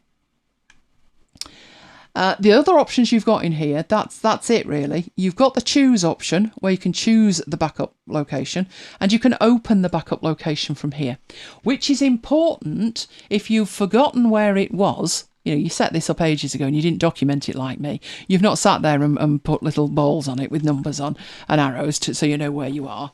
You've just backed up and you can't remember where. That will then get you back there, and your backup file should be in that location. Okay, that is what you need to have set up first. We actually, because I think that's so important, I briefly covered that in part 1 of the Scrivener series. So this is like a deep dive on it, because now we're actually going to have to rely on one of those backups to restore the thing. Okay, let's get in there and set it up and make sure that it works. So I think I've got Scrivener here. I'm going to have to jiggle around with this. I've got all sorts open, except the demo one. Yeah, I wouldn't have the demo one open, would I? Right, where is my demo file? Recent ones. What on earth did I call it? Was it course? Did I do that last week, and was it called course? It was the template that we did. Fantastic. So let's get that on here. Right, so this is the one that I did last week. It's called course, imaginatively named course. Right, in here, Scrivener, preferences, backup. And there is the backup settings that you see. I will open the backup folder and you will see the backups that are in there. So not actually that many, because I move them out of the way. This is what I do with them. But there they are. I'm going to move that out of the way. You can see they are zip files and they do have the date on there, but they're in sort order, which I much prefer. So I have the year, the month, the day, followed by T, which means time, followed by the time. And then in here, if I have them in the right order, they'd be automated. So you can see there, they're sorted correctly because they're based on that. What's inside these, if I open that, is on a Mac, you will see the title plus a .scriv at the end. If you're on Windows, it's a different business. But on a Mac, that's what you see with the backup. What's probably worth knowing at the same time is if we go into Dropbox, Application Support, Scrivener, and we look in... no, hang on. I'm lying to you. I am. Application Support is my folder. It's where I put all the stuff that supports the applications that I use. The Apps folder is a reserved folder. You can't change that. It's a Dropbox folder. And Scrivener hooks in to that. So I have Scrivener and I have Scrivener Extras. And in there I have my important files. These are the ones I want synchronized. And they are Scriv files. And the reason I'm going to go into here and show you one, doesn't matter which one, let's go for that one. This is a package. It says Scrivener Project. This is why it will only synchronize with Dropbox. When you right click on a Scrivener file, it says show package contents. But you think about other files like these, it doesn't say show package contents. It's not a package, it's a file. It's one file. A Scrivener file is not one file.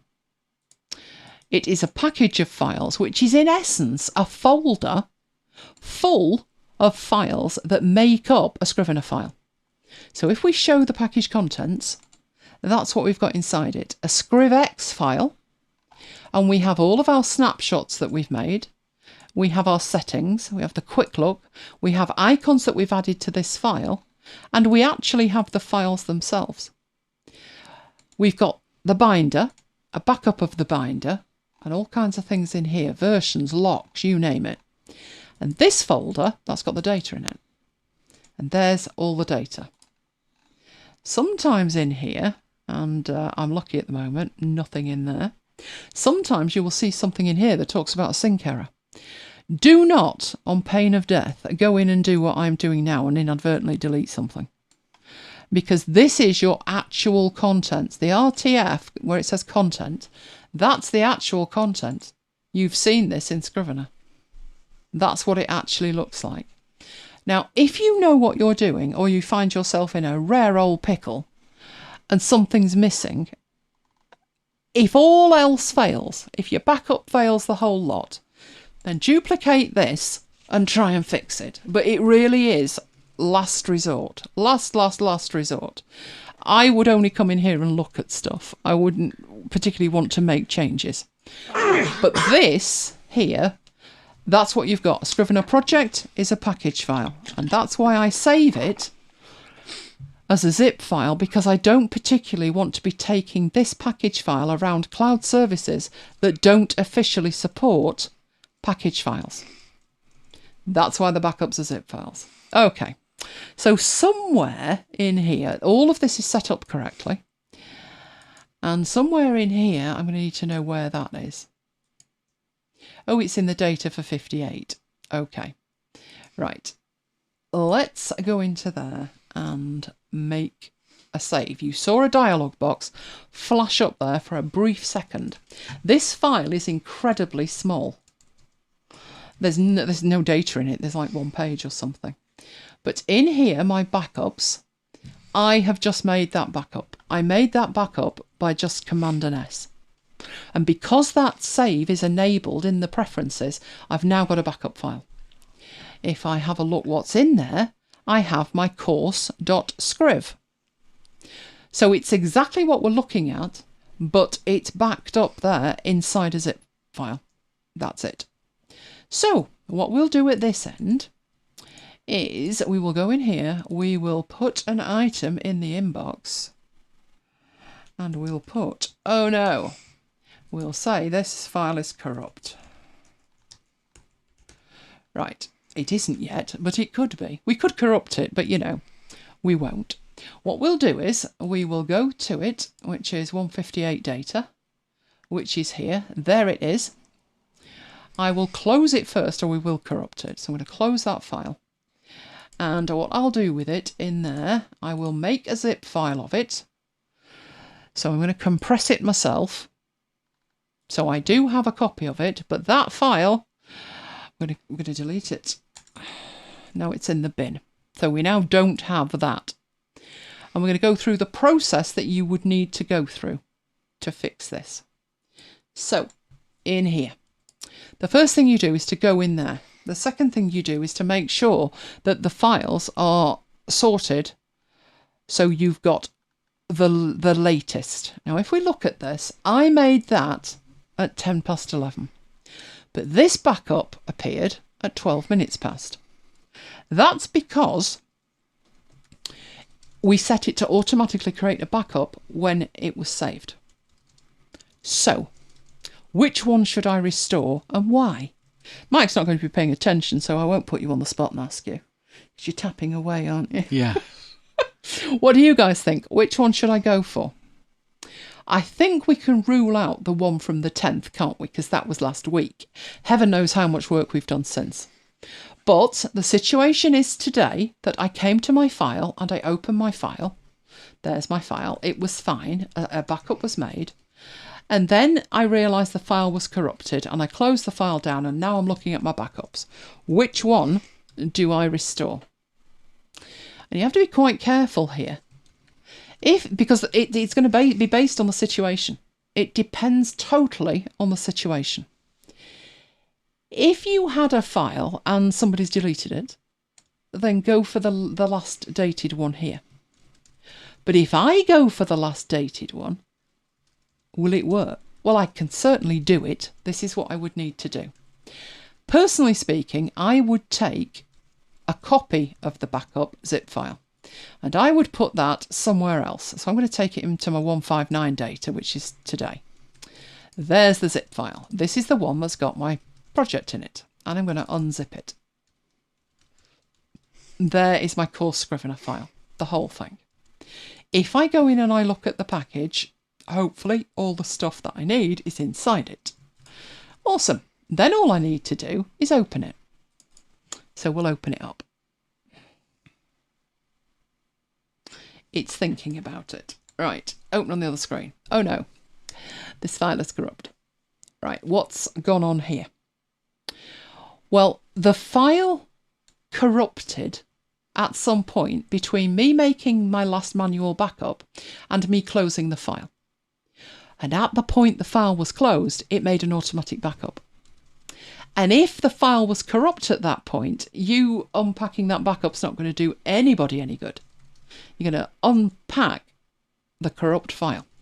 So be very careful which backup you use, and that's why you have as many backups as possible. So I'm going to look at that and say, no, that's not the backup. That's not going to work. So we'll head back to these. I'm looking for the last good backup, and that one is my last known good backup.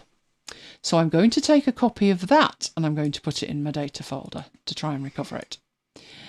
And let's have a look so I can see which one is which. This is the one I'm looking for. So this one's corrupted. Don't want that.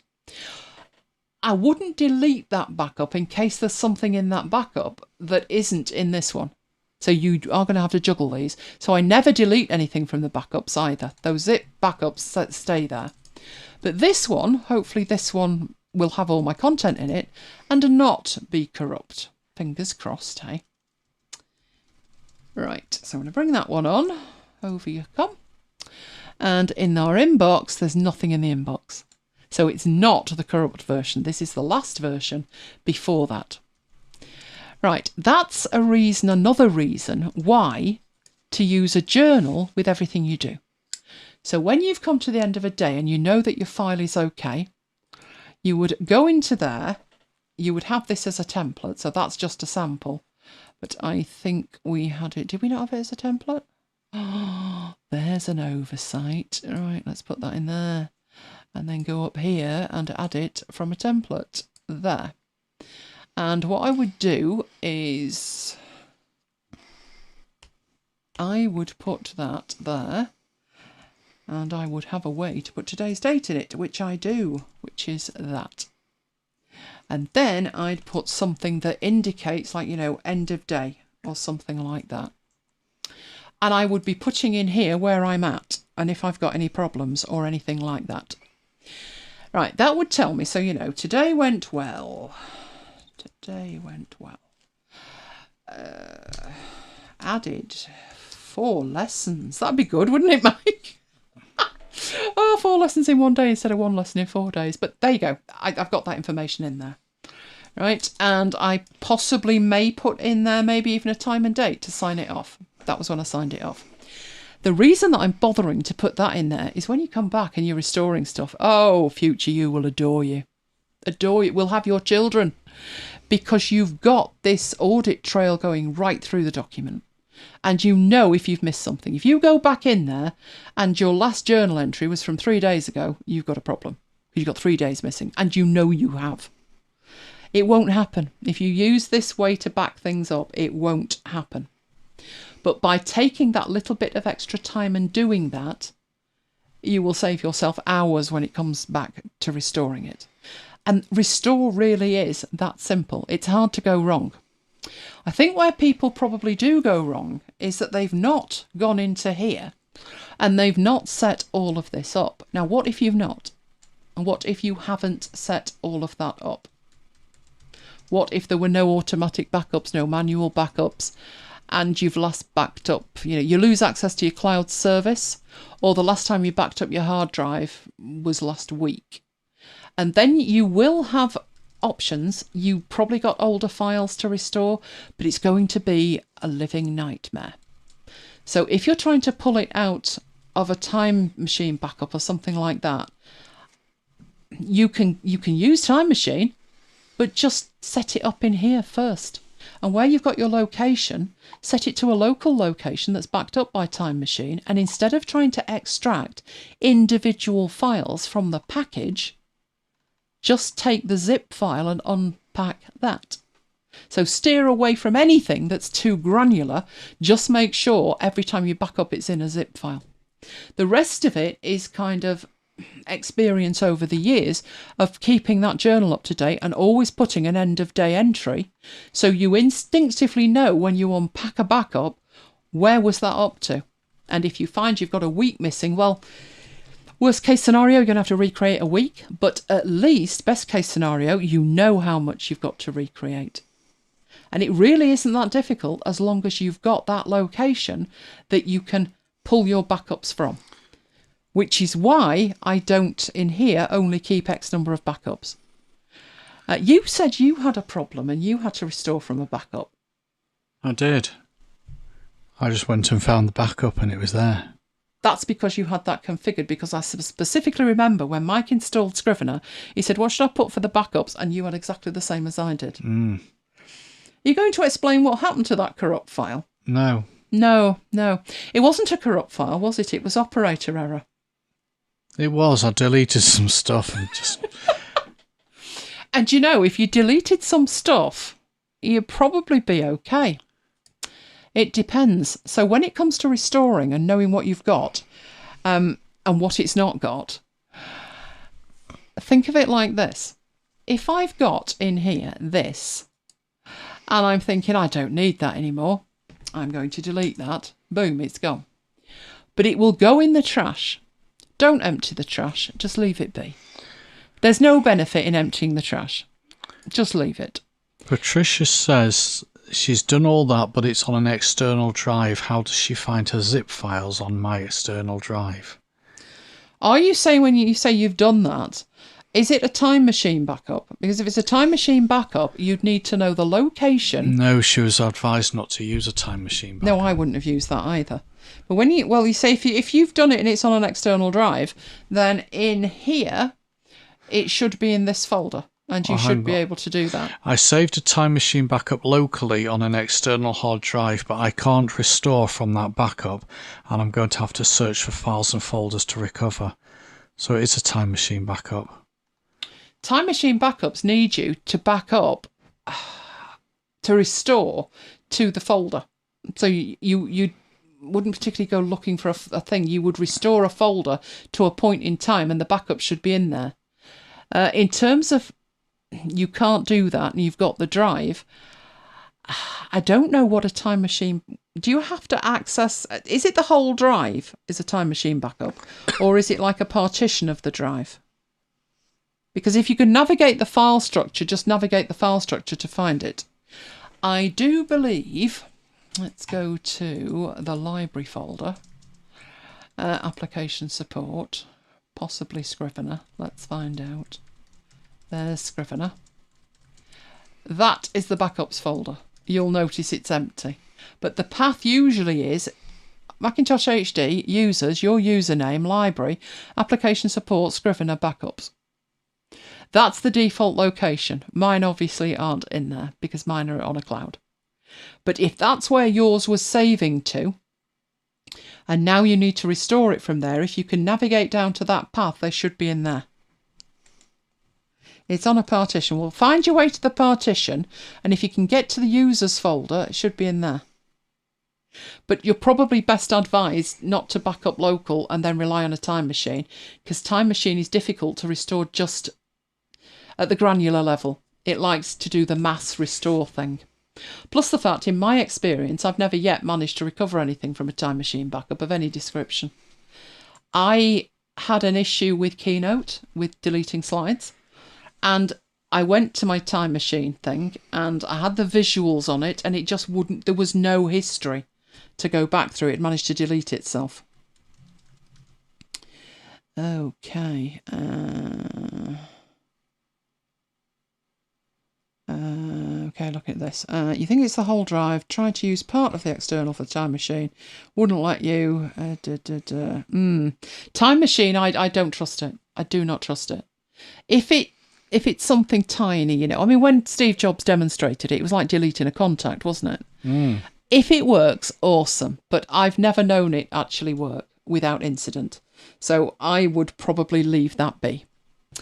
I would back up to a cloud service and make sure that my data was on one cloud service and my backups were on another. That's the safest way. But actually restoring it from a backup isn't difficult. The difficult part is looking at it and knowing which versions you should restore. So part of the restore process is documenting the thing as you go to make it easy for you when you come to pull it through. When you come to restore it, you can easily look at it and know when that file was last updated. But that's a workflow issue. It's nothing else. It's a workflow issue. Right, so remember, your restore process starts before you even create the file. Don't do anything in Scrivener till you go in and set up those settings. That was the file that I marked up before that we had shared in pCloud. So if you want to download that or take a screenshot with the numbers on, that's what I recommend. Now, if your files are smaller than mine and you want to back up when it opens as well, stick that on while you're at it. But don't do the only keep. If you've got anything like enough storage, keep as many backups as possible. And something like pCloud would enable you to throw stuff up there. 10 gig is quite a lot for Scrivener files. That would keep you going for quite a while. I think once a couple of months has gone by, you might want to delete some of those backups. I probably have my backups going back far longer than I actually need to. Let's have a look if I've got one in there. This is what mine looks like. So that one, these are from June. So if we look at those, yeah, they're from the 1st of June right through. So what I do with my backups on a monthly basis is move them to another folder. And you can see I've got mainly the email generator and the Udemy thing on those two. But I've got templates that I'm creating and all kinds of stuff. And that is the June backup. And I will then have, if I go back, I've probably got backups going to about 2017. On the off chance that something somewhere, I would save the backups. But most people don't need to take it back to that far. But you do need, when it comes to restoring, to make your life easy, to have set up the correct backup options in the first place. So do we have any questions on that? Oh no, Patricia was hacked and didn't use cloud service. Could you back up to an external hard drive dedicated to Scrivener via carbon copy cloner? Yes, you could, Kim. Absolutely. The thing to think about is what you're actually backing up. You've got your Scrivener files that are your .scriv files. They can be backed up. But you can also create a manual backup every time you command an S with that option, and then do your carbon copy cloner to back up those files. It's just a matter of deciding, how many backups and how many steps of backups do you want. As far as I'm concerned, the files I've got in Scrivener are some of the most important files I've got. And particularly the ones that I will then, I don't use Scrivener for iOS much. Not much. It takes too long to sync. And it's also a performance. So if something's going to get corrupt, it's going to get corrupt going between the desktop and the iPad. And most of the time I'm at my desktop. So I don't tend to use that. But if I know I'm going to be working mobile, I'm backing up everything 3, 4, 5 times. But they're tiny files. If we look at that one I've just shown you, these are the backups from June. The biggest files I've got is the MacBites one. And the backup's 51 meg. This one is 230. So all those backups for June are 2.7 gig. Now I could probably delete them. The email ones I would probably delete.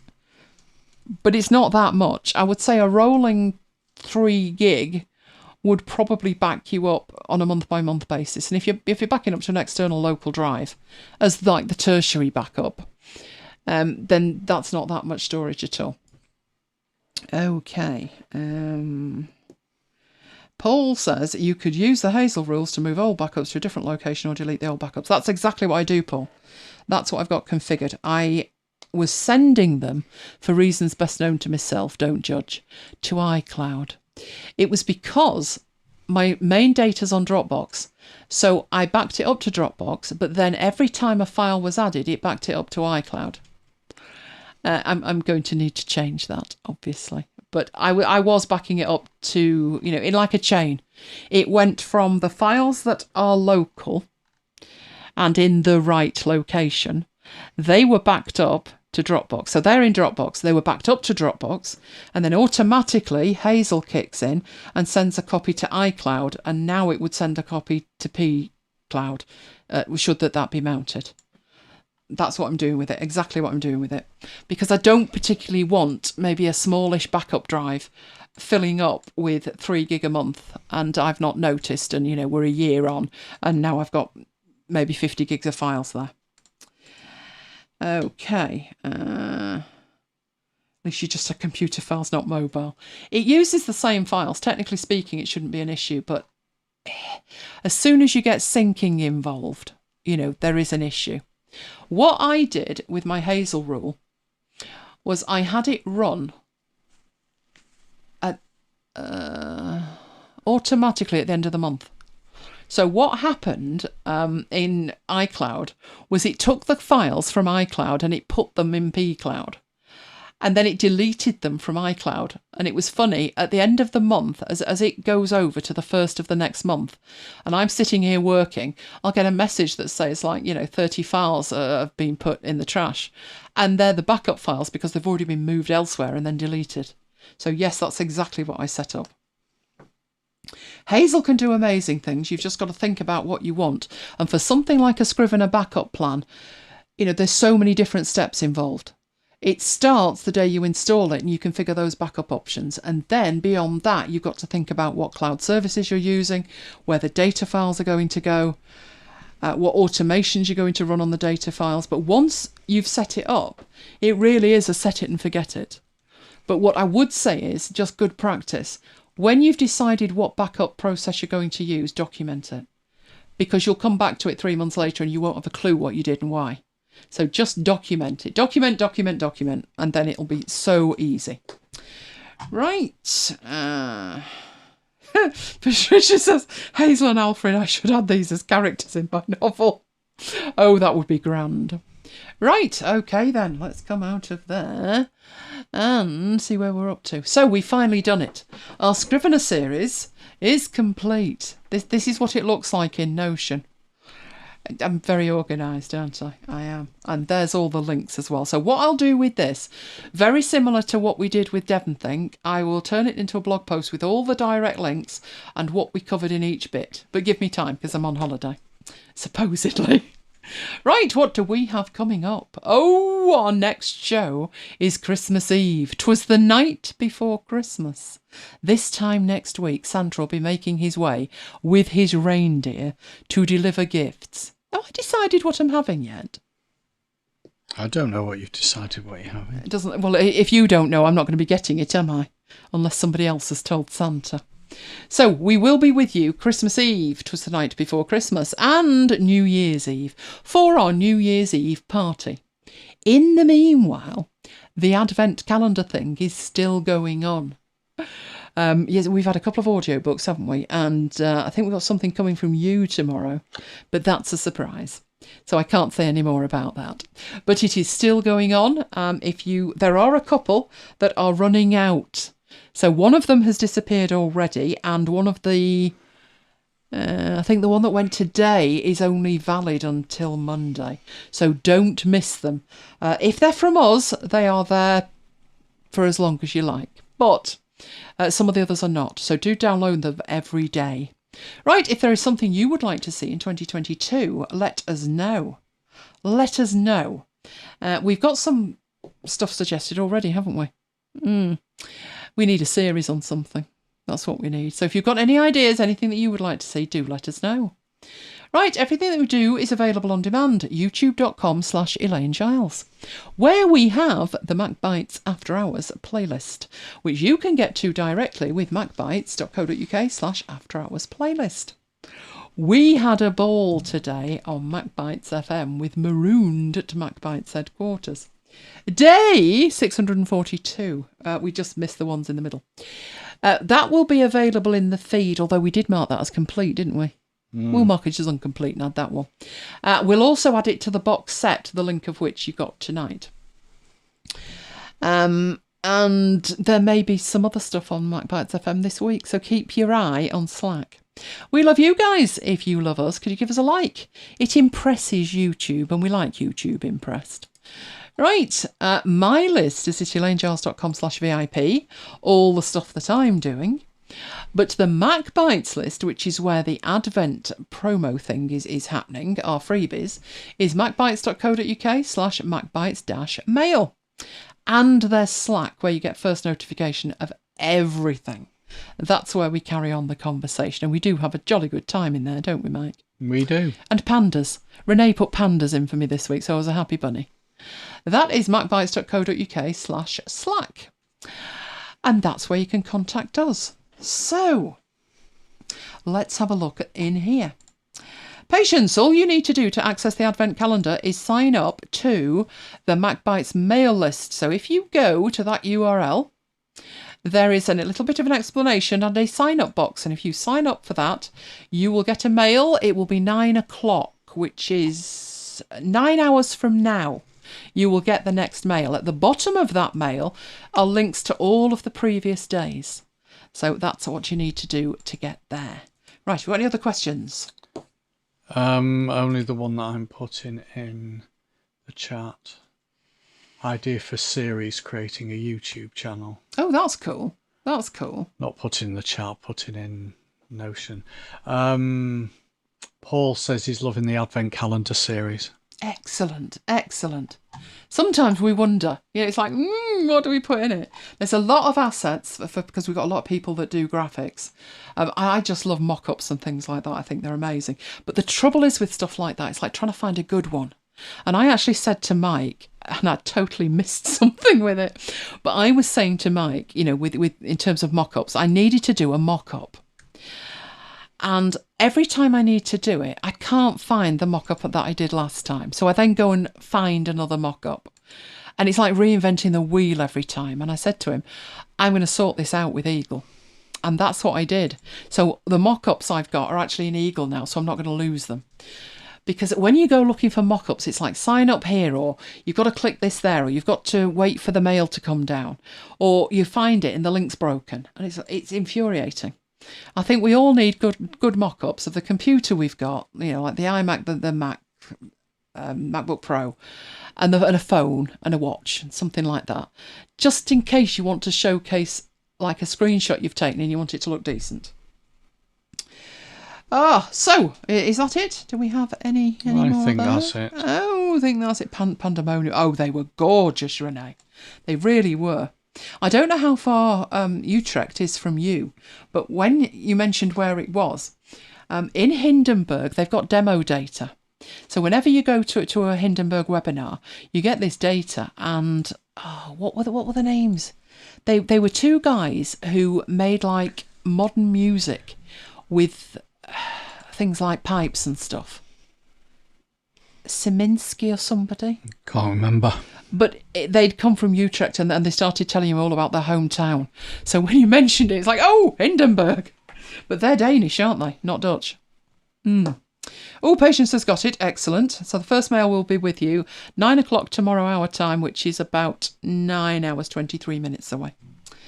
There you go. Can you update directly to Monterey from High Sierra?